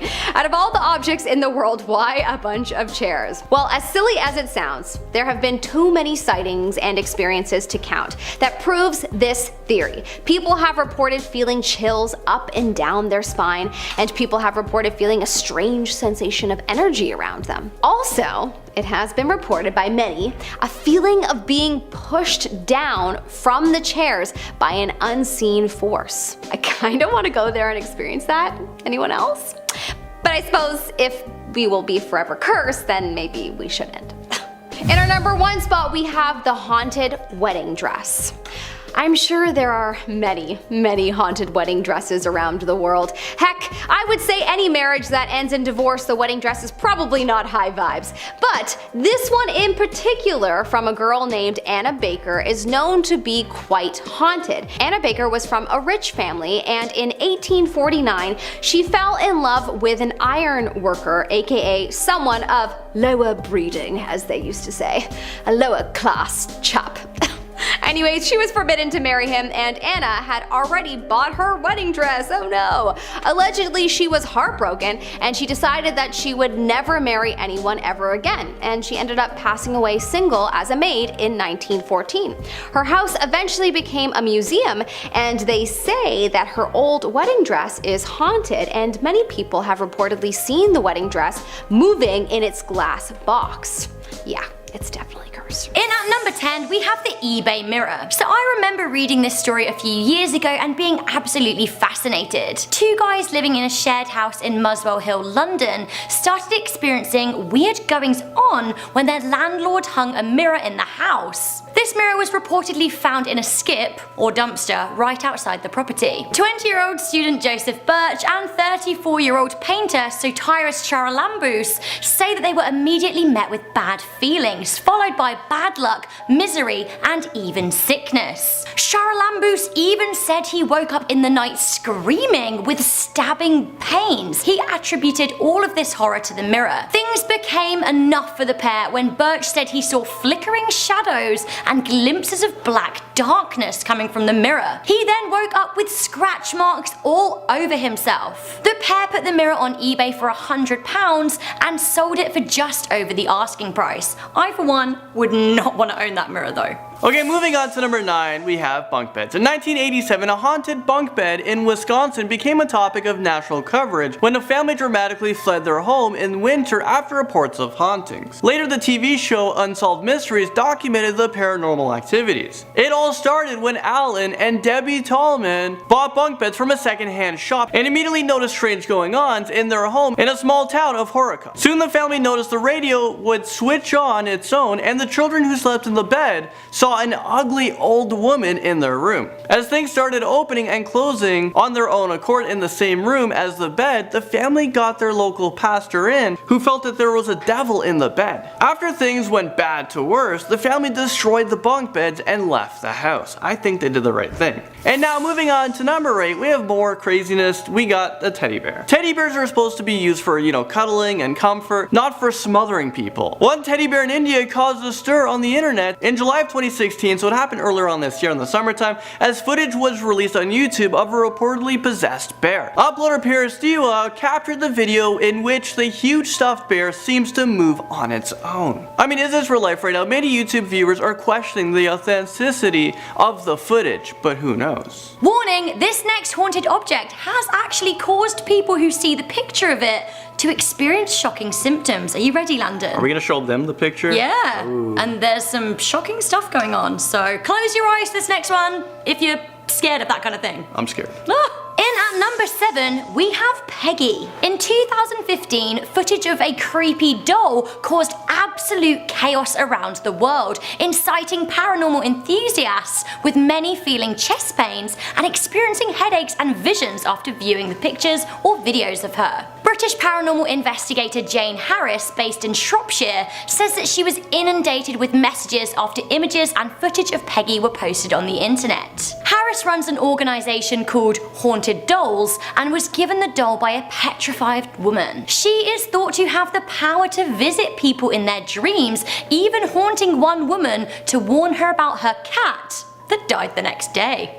Spooky. One woman even said that she had a heart attack just hours after viewing a picture of Peggy. Mediums who have worked with Peggy believe that she is linked to the Holocaust. Terrifying. Following that, now at number 6, Bassano vase. The story goes that a 15th century carved silver vase was given to an Italian bride on her wedding night in Napoli. That very evening, she was murdered and vowed to seek vengeance. After her death, it became clear that the family members that her spirit had somehow possessed the vase and caused death and misery to all those who touched it. After a period of time, the vase was buried and reportedly unearthed in 1988. The vase contained a warning note about the bad luck associated with its possession. The owner auctioned it for 4 million lira, so that's around $2,500 at the time. The new owner died and triggered a similar pattern in the new era of deaths. The vase has now been buried, and you should not go looking for it. Okay, this really creeps me out. In at number 5, we have the Anguished Man painting. To be honest, looking at this painting, I have absolutely no idea who would want to own it. It is even more terrifying than a Phoebe Buffay creation. Sean Robinson acquired the Anguished Man painting from his grandmother, who believed that the artist used part of his own blood to paint the picture. The painting is said to be haunted by the spirit of the artist, and Sean has even set up a YouTube channel to document some of the crazy goings on surrounding the picture. This includes doors slamming and the air in the room changing to make it all cold.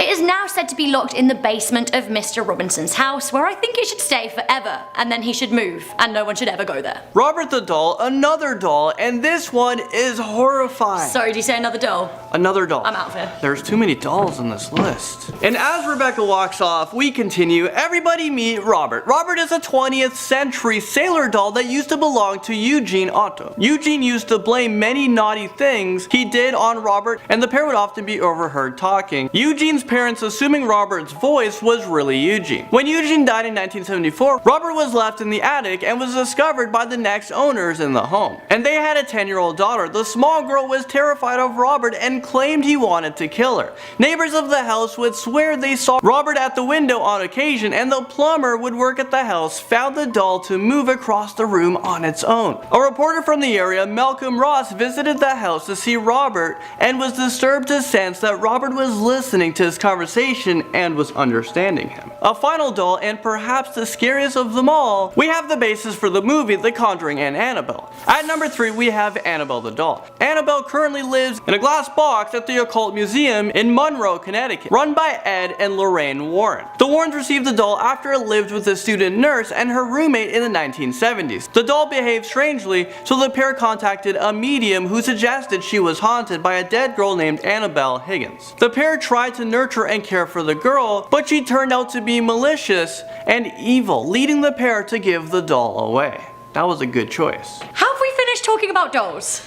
I have a feeling we're not finished. We have. I think we have. Okay. Promise me, because if not, I'm not coming back. Okay, moving on from dolls, we got Yeah, moving on from dolls, we have Busby's stoop chair. Mystery. Now located on the ceiling at the Thirsk Museum in North Yorkshire, the infamous Busby stoop chair has been linked to many deaths over the years. The story goes that a Yorkshireman named Thomas Busby, who was a fraudster and a drunkard, loved his wooden chair. In 1702, he fell in love with a young woman named Elizabeth Oughty. Her father, Daniel, did not approve and came to drag Elizabeth away from their home in a local inn. As Busby arrived back in the inn, he was most offended to find Daniel Oughty sitting in his favourite chair, so he murdered him. Normal reaction. As he was later tried and hung for the murder, he swore a curse that all that sit in his best chair will die. This chair ever since has been rumoured to be haunted by Busby himself. The chair stayed in the inn for years, reportedly taking the lives of 63 people who sat in it. One chimney sweep who sat in the chair while drinking at the pub was found hanged nearby the next morning,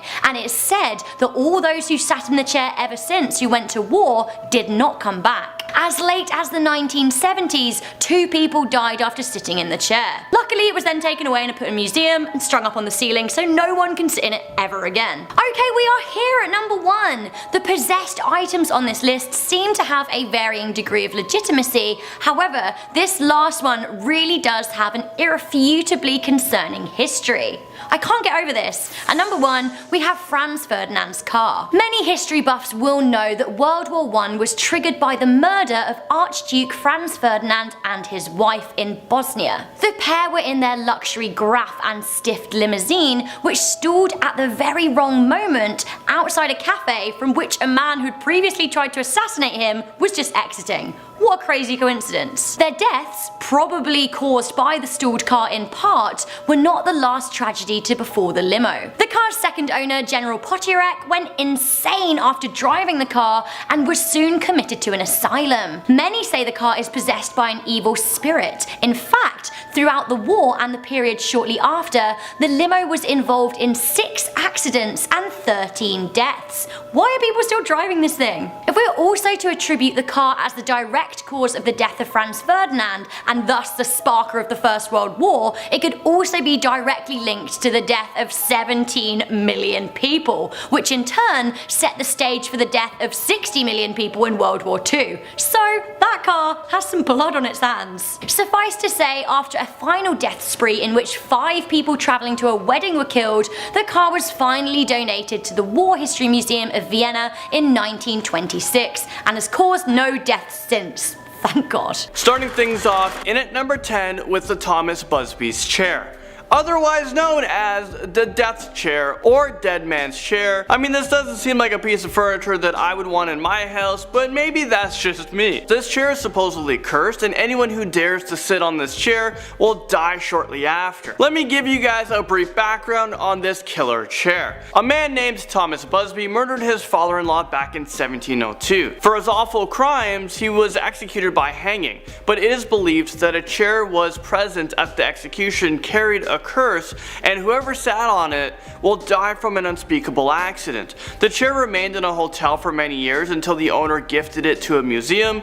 The museum owner wanted to display the chair, but obviously he didn't want anyone to sit on it, so now this cursed chair is hung high up on the wall where no one can touch it. The cursed mirror of Myrtle's Plantation breaks onto this list at number 9. The Myrtle's Plantation is believed to be one of the most haunted places in the entire world, but one of the most haunted items on the premises has to be this cursed mirror. The mirror was brought into the home back in 1980, and according to the legend, the mirror contains the spirit of Sarah Woodruff, and her children who were poisoned to death by a slave on the plantation. It is said that whenever a family member dies, you're supposed to cover up all the mirrors so that the spirits don't get trapped or lost. Well, I guess this family missed that memo. Guests at the plantation have complained about seeing figures lurking in the mirror and a child-sized handprints on the glass. Take a look at these pictures and see if you can spot the ghost or handprint in the mirror. I don't know about you guys, but I'm gonna be getting rid of all my mirrors tonight. Next up on this list, and at number 8, we have the Crying Boy painting.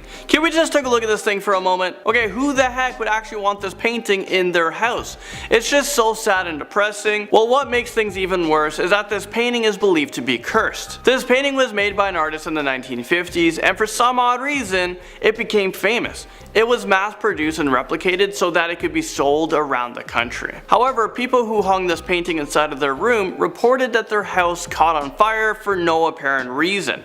But that's not even the most disturbing part of the story. Apparently, the painting of the crying boy would be completely untouched by the fire. Some people say that this is a pure coincidence, but the undamaged painting hasn't been explained. We have another cursed painting here at number 7. The Hands Resist Him painting is another piece of artwork that I definitely wouldn't want in my house. I mean, just take a look at this thing. Is this real life right now? What is with the crying children?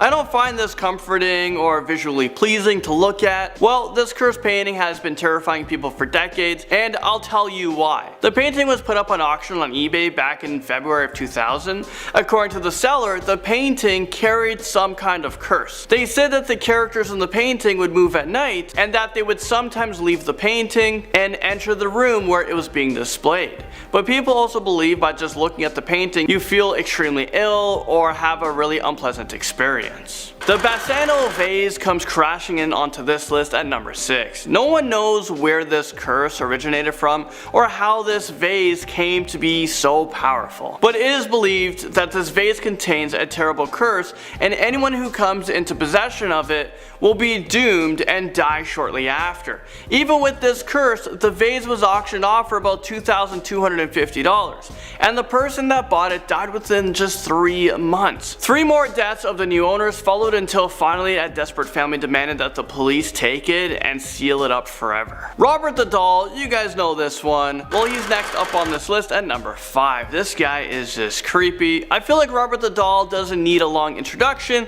so in short, he's terrifying. He's a cursed doll that is capable of misfortune and even murder. Currently, he sits in a clear box at the Fort East Martello Museum in Florida, but before that, he belonged to a family until he was given away. He can apparently move across the room on his own, follow you with his creepy beady eyes, and he can also wreak havoc in your life if you disrespect him. I mean, wow, Robert the Doll sounds like so much fun, right?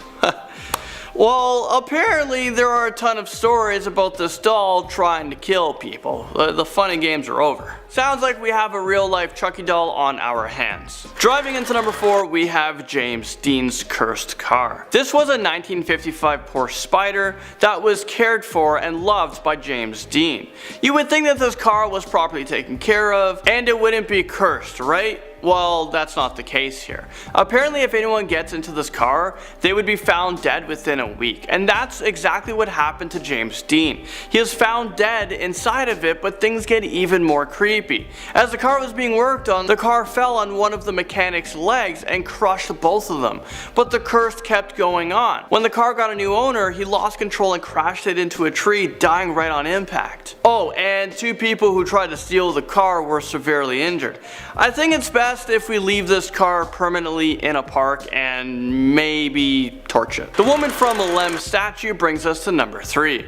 This limestone statue is also known as the Goddess of Death because anyone who comes into contact with this mysterious statue will die from unknown causes. I mean, wow, let's break this statue and bury it deep in the ground where it belongs, and we shouldn't mark it. And did I mention that every family who possessed this statue died? I mean, yeah. and one of the families were so scared by the strange deaths, so they decided to donate the statue to the Royal Scottish Museum in Edinburgh, where it actually remains there today. So shortly after the statue was placed in the museum, the people who came into close contact with it died. No one has handled this statue since because of its scary supernatural powers. This item is actually placed behind a strong glass and locked where no human hands can touch it. The Diebuck box climbs into this list at number 2. These boxes are usually a wine box that is said to be haunted by a restless demonic spirit that is capable of haunting and even possessing you. The first Diebuck box appeared in 2003 when it was purchased on eBay. Once the new owner opened up the box, a bunch of strange things started to happen. He had unexplained hauntings, recurring nightmares, unexplained bruises, and he can constantly smell ammonia. Other people who have come into contact with the box reported having the same awful nightmares, experienced negative health problems, and unexplained deaths happening around them. So if you happen to open up one of these boxes, you're supposed to burn it and burn it right away. The box will burn for a long time, but once it is burned, the Diebuck is fully released and it can't return back to the box. Or better yet, how about we just don't open it in the first place? We lock it away forever. And topping this list, and at number 1, I mean, how do we make a list like this and not include the Annabelle doll? Don't ever touch anything, and if you do, let me know. This is the worst thing in here, is that doll. I'm not gonna stare at it though, so you can take the picture, but I'm not gonna stare at it. Annabelle is actually a Raggedy Ann doll, which is now locked up in Ed and Lorraine Warren's Occult Museum in Connecticut, and I'm pretty sure they just passed away. It's pretty sad. I think it was Lorraine that passed away, so rest in peace. And that's because Annabelle was said to have caused some pretty disturbing and demonic events. Annabelle would shift positions during the day or move to a different room entirely. She also left penciled messages that said "help us." The owner also came home to find drops of blood on the doll's chest and on the back of her hand. It is believed that Annabelle was involved in a chain of events that ended in a man's death. So needless to say, Annabelle is considered to be demonically possessed, and that is why she's locked up in a glass cabinet. Coming in at number 10, we have the Diebuck box. A normal object turned supernatural, turned cursed. What a journey. The Diebuck box is said to be a haunted wine cabinet filled with a restless spirit. Interestingly, the wine cabinet had a Jewish prayer carved into the back of it, which is maybe what attracted the ghoul. The spirit in question is allegedly a Holocaust survivor, Haveka, who escaped to Spain. The box was famously sold on eBay in 2003 and has spent the past 16 years bouncing between owners who don't want it, and I can understand why. It seems each owner has fallen on horrifying misfortune and suffered reoccurring nightmares. One owner suffered a stroke shortly after receiving the box as a gift. Apparently the box has now been hidden by Jewish rabbis, thank goodness. The box actually has a connected film with it, The Possession, which came out in 2012. I think it was based on the wine box events. Coming in at number 9, we have the Occult Museum voodoo dolls. Voodoo dolls in general are supernatural items. They're little effigies created in magical kind of practices, and for the person on the receiving end, they're bad juju. Pins are placed in the doll in order to harm the subject, which isn't great, not great at all. So with that in mind, a supernatural object used to invoke a curse, do you want to see the voodoo dolls from the Ed and Lorraine Warren Museum? Guys, you don't know how hard it is to say Ed and Lorraine Warren in one go. It's a tongue twister. Ed and Lorraine Warren. Either way, voodoo dolls. So there is actually a noose on the neck of one of the dolls, which kind of indicates that somebody might have died. The other one has its eyes gouged out, which isn't great either. Visually scary, but also actually scary. It seems that the doll collector came across these dolls and brought them home, only to find that her son's health began deteriorating. It seems that some of the witch's voodoo doll magic had been retained, and it was picked up the boy as a new vessel. The collector contacted the Warrens, who removed the doll, after which the boy made a full recovery, thank goodness. However, it seems that the story continues. There was a visitor to the museum and they broke the rules by touching one of the dolls, and later they were involved in a horrifying accident. Who's to blame here? Coming in at number 8, we have the Bassano vase. At At first, the Bassano vase is a sight to behold. It's a beautifully carved silver vase from the 15th century. It's antique. But as it's on this list, you may have realised that actually it's a supernatural antique with a curse. Hurrah! The story goes that the vase was made for an Italian wedding as a gift to the bride, who is to be wed in a traditional ceremony in Napoli. On her wedding night, she was excited, but unfortunately an intruder broke in and stabbed her. She was found bleeding to death, clutching the vase. The legend has it that she promised to return and seek vengeance on the person who stopped her marrying her love. After her death, the vase was passed down through the family, but anyone who came in contact with it mysteriously fell ill, or they were met with serious misfortune. Following that, the vase was wrapped up and packed away, but unfortunately it was unearthed again hundreds of years later in the late 80s, when it also started making headlines for continuing its spate of deadly bad luck. Newspaper reports indicate that the vase was buried again in an undisclosed location, hoping that it would stay out of the way with human contact forever this time. Coming in at number 7, we have the evil eye. The curse of the evil eye. Although actually, this is an interesting twist at this point because these objects actually protect against curses. The evil eye is a curse cast by a malevolent and malicious glare given to a person when they aren't looking. If an evil eye is cast upon you, you are susceptible to injury or misfortune. It could even mean that you're set upon by animals. To protect yourself from the evil eye, usually people carry a talisman with an eye on it, which in themselves look pretty terrifying, but actually they're there to stare down a curse. The evil eye has been incorporated into a lot of protective objects, most popularly jewellery. Also, there are a lot of evil eye wall hangings and wind chimes. I feel like I'd quite like an evil eye bracelet so it can stare down a few evil eyes that have been looking my way recently, like bah! Reflected curse. Coming in at number 6, we have cursed tarot cards. Tarot cards are used in divination, for forecasting rather than predicting. Usually a person formulates a question and seeks an answer from the cards, a deck of 78 individual cards with different meanings. The most famous cards are Death, the Tower and the Devil, all thought to be bad omens, but of course that depends on your interpretation. Some people are convinced that their tarot decks can become cursed and that everything that's forecast will actually happen badly. There is also a superstition that burning tarot cards will bring a curse upon you. It seems that the only way to be rid of a cursed deck of tarots is to drown them, soak them all face down in water. Honestly, I'm not so sure about that. I think they work by energy, so if you have bad energy, maybe you'll get bad cards. Coming in at number 5, we have Maori masks. Maori is the name of the indigenous people of New Zealand and Polynesia. Masks are made to honour their ancestors, and they're often beautifully carved and slightly intimidating to look at. The masks are thought to contain the souls of warriors who died in battle, so pretty supernatural and ghostly if you ask me. While men are fine to be going around touching a Maori mask, females have a much more uncertain time. Legend has it you should never seek out a Maori mask if you're pregnant or menstruating because you could invoke an ancient curse. In October 2010, a museum in New Zealand made headlines when it told a pregnant woman to stay away from the sacred artifacts. Speaking of sacred, at number 4 we have Uluru. Is a rock formation an object? Either way, I'm putting it on this list. Uluru or Ayers Rock is both sacred and cursed, if the stories are to be believed. The large sandstone monolith in the Northern Territory of Central Australia is sacred to Aboriginal tribes, the first people of the land. They believe that it is inhabited by the ancestral spirits of the land. The rock started forming 550 million years ago,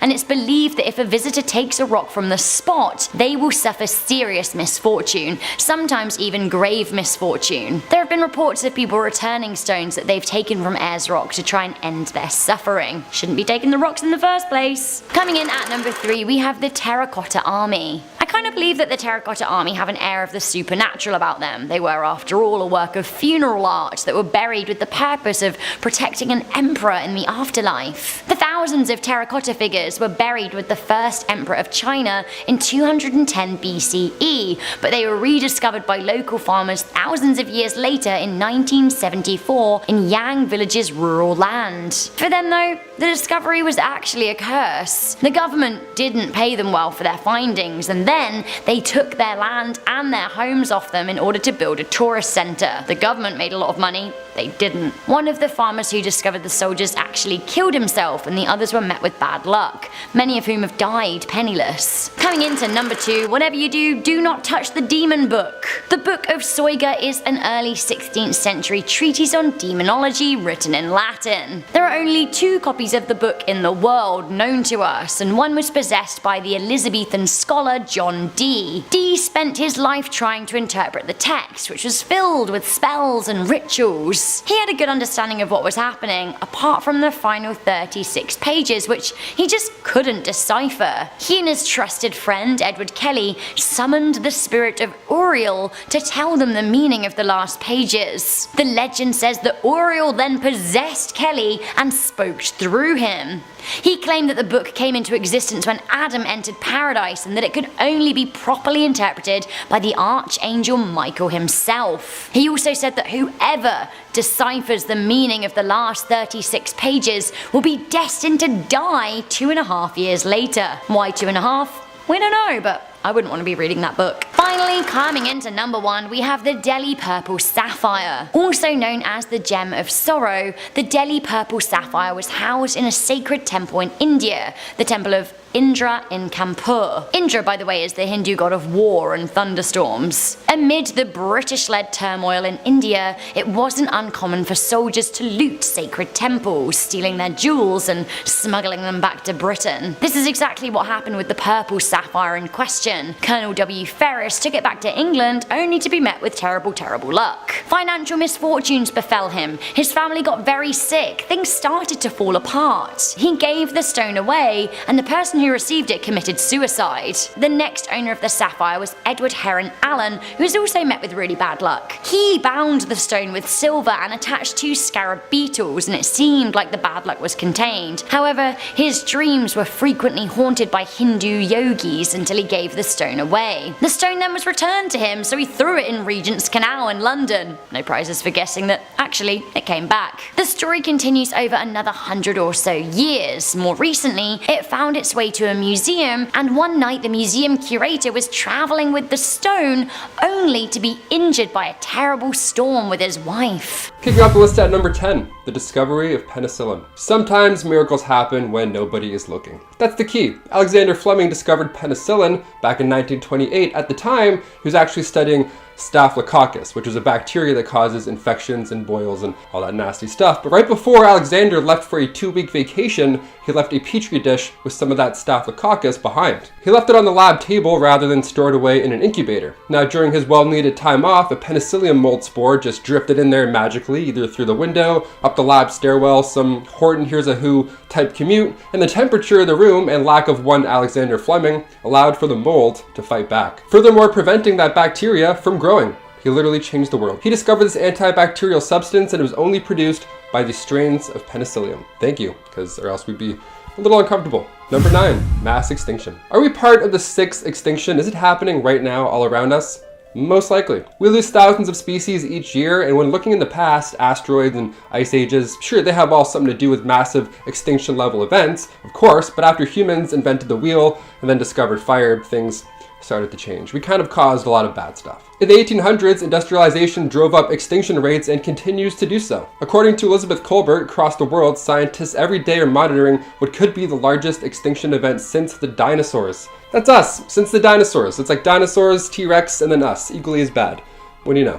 Arms are a bit longer now, but still, we're up to no good. The way human beings interact with the environment and affect biodiversity could be more deadly than an asteroid hitting the Earth. That's pretty eye-opening. With an ever-climbing list of endangered species, Colbert and the world asked one question. Is it too late to change it? Like, are we screwed? Most likely, but we can do our best at this point. Okay, let's move on to something a bit lighter so we don't feel like complete trash. Sounds good, let's do it. Number 8, monkey business. Okay, this study done back in 2016, I had to include it because in a list of unsettling things, this definitely fits. This is the most unsettling thing I've ever heard in my life. And yeah, that includes finding out you're part of a mass extinction level event. This one's right beside it. You ever see Planet of the Apes? The voice acting, the motion capture, Andy Serkis, he kills it. All those dots on his face, really good. The voice, nails it. It's like Caesar, it's very deep. I can't even do it. If I did, I wouldn't be doing this. I'd be doing Planet of the Apes movies. Well, it turns out in real life they would sound even scarier than that. Research done back in 2016 showed that macaques have a vocal tract capable of speaking. The lucky thing is they just don't have the brain power to do so, or else they would sound like this. Didn't hear it? Let's hear it again. Will you marry me? That's the scariest thing. Imagine a macaque saying that to you. I would politely say, no thank you. I'd be like, no, I'm good, man, thanks. Also, your voice is so deep. Is that laryngitis? What's that? Some vitamins. I was doing fine before I heard this, so I had to bring you down with me. You're welcome. Hit that thumbs up, and also, will you marry me? Number 7, human sacrifice. Archaeology is fascinating, but the digger we deep into the earth, the more we find out about our past. Most of the time, that's not so fun. Our past is pretty shady. Usually these findings are horrible. Not too long ago, we found the remains of a 3,000-year-old skeleton in Greece. They found the skeleton on the side of Mount Lycaon, which historians know as the site of animal sacrifice for Zeus. Ancient writers mention this site and how human sacrifice was also at play, and thanks to technology, we can now confirm that this is indeed the case, sadly. The upper part of the skull was missing, and the body was laid on 2 lines of stones, so it wasn't accidental. There were even stones laid on their pelvis, so something was going on. We look at Greece, of course, as the birthplace of philosophy, democracy, and 100-meter hurdles, and, you know, the 100-meter dash, all the Olympic stuff, that's great. But they also did some sacrificial, shady shit in their off time when they weren't slamming some Merlot. Science has allowed us to take a look all over the world as well, not just Greece. Ancient Egyptians, Aztecs, sometimes after Mayan ball games, sometimes the losing team would just be sacrificed. Yeah, good game, good game, good game, good game.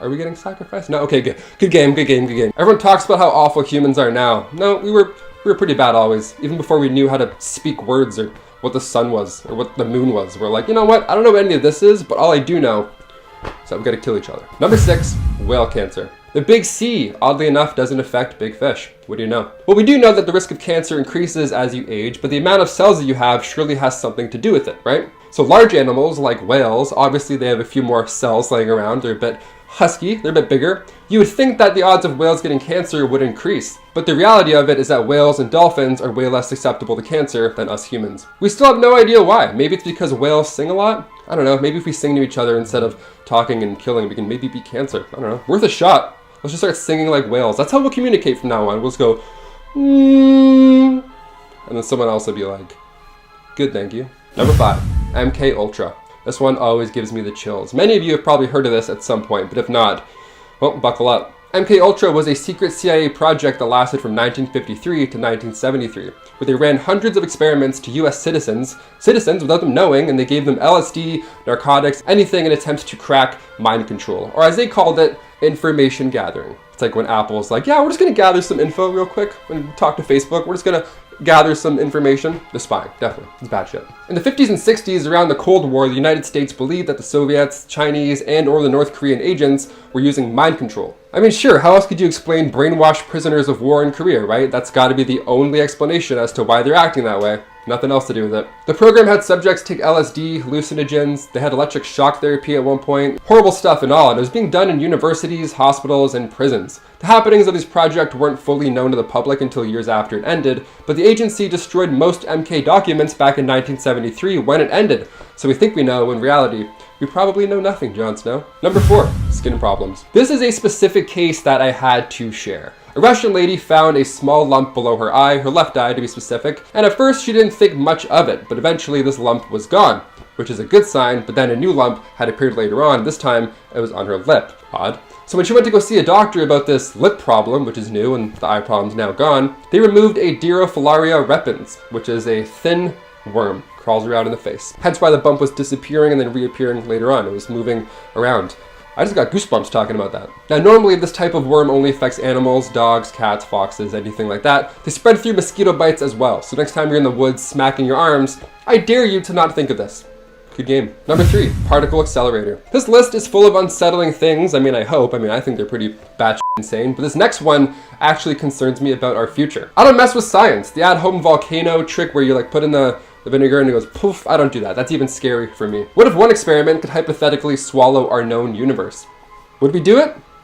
Sure, sounds fun. Why not? What have we got to lose at this point? Sir Martin Rees, Britain's royal astronomer, shines some light on a dark possibility in his book titled On the Future. The particle accelerator is this massive machine that does exactly that. It smashes these charged particles together at a high speed, all in the name of science. We're trying to further understand condensed matter physics, and while it sure sounds impressive, what if it goes south? What would happen? Well, it could destroy the world, apparently. These particles smashing together could create this strange matter that shrinks Earth down to 300 feet in diameter. Or it creates a black hole, one of the two.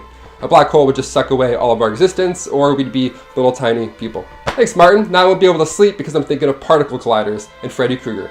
Both are equally as haunting.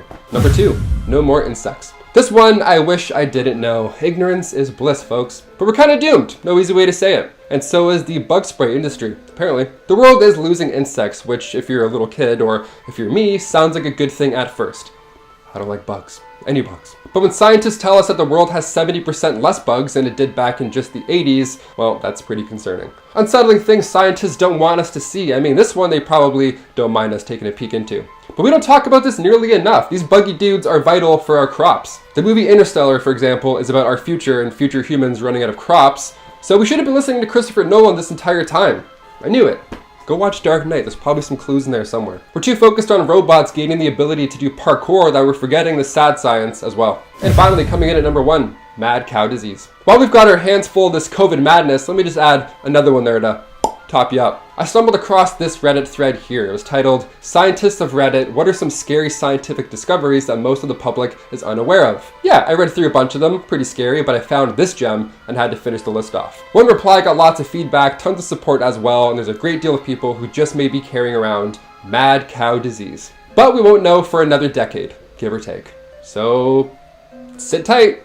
Stay tuned, I guess. Mad cow disease from the 80s and 90s was due to cows being fed the remains of other animals. Pretty horrible stuff. People then ate their beef and consumed prions, a protein that can destroy the human brain, and it's thought that many people still might carry prions but won't know until they start experiencing the symptoms, which could be 10 to 50 years after consuming said contaminated meat. It has a really long incubation period, and you can also contract the prions from blood transfusions, which is the reason why so many UK citizens from that time period still aren't allowed to donate blood. Fun fact, this is a very real thing. And to answer your question, no, there is no cure, and it can kill you in just a few months. How's that for unsettling?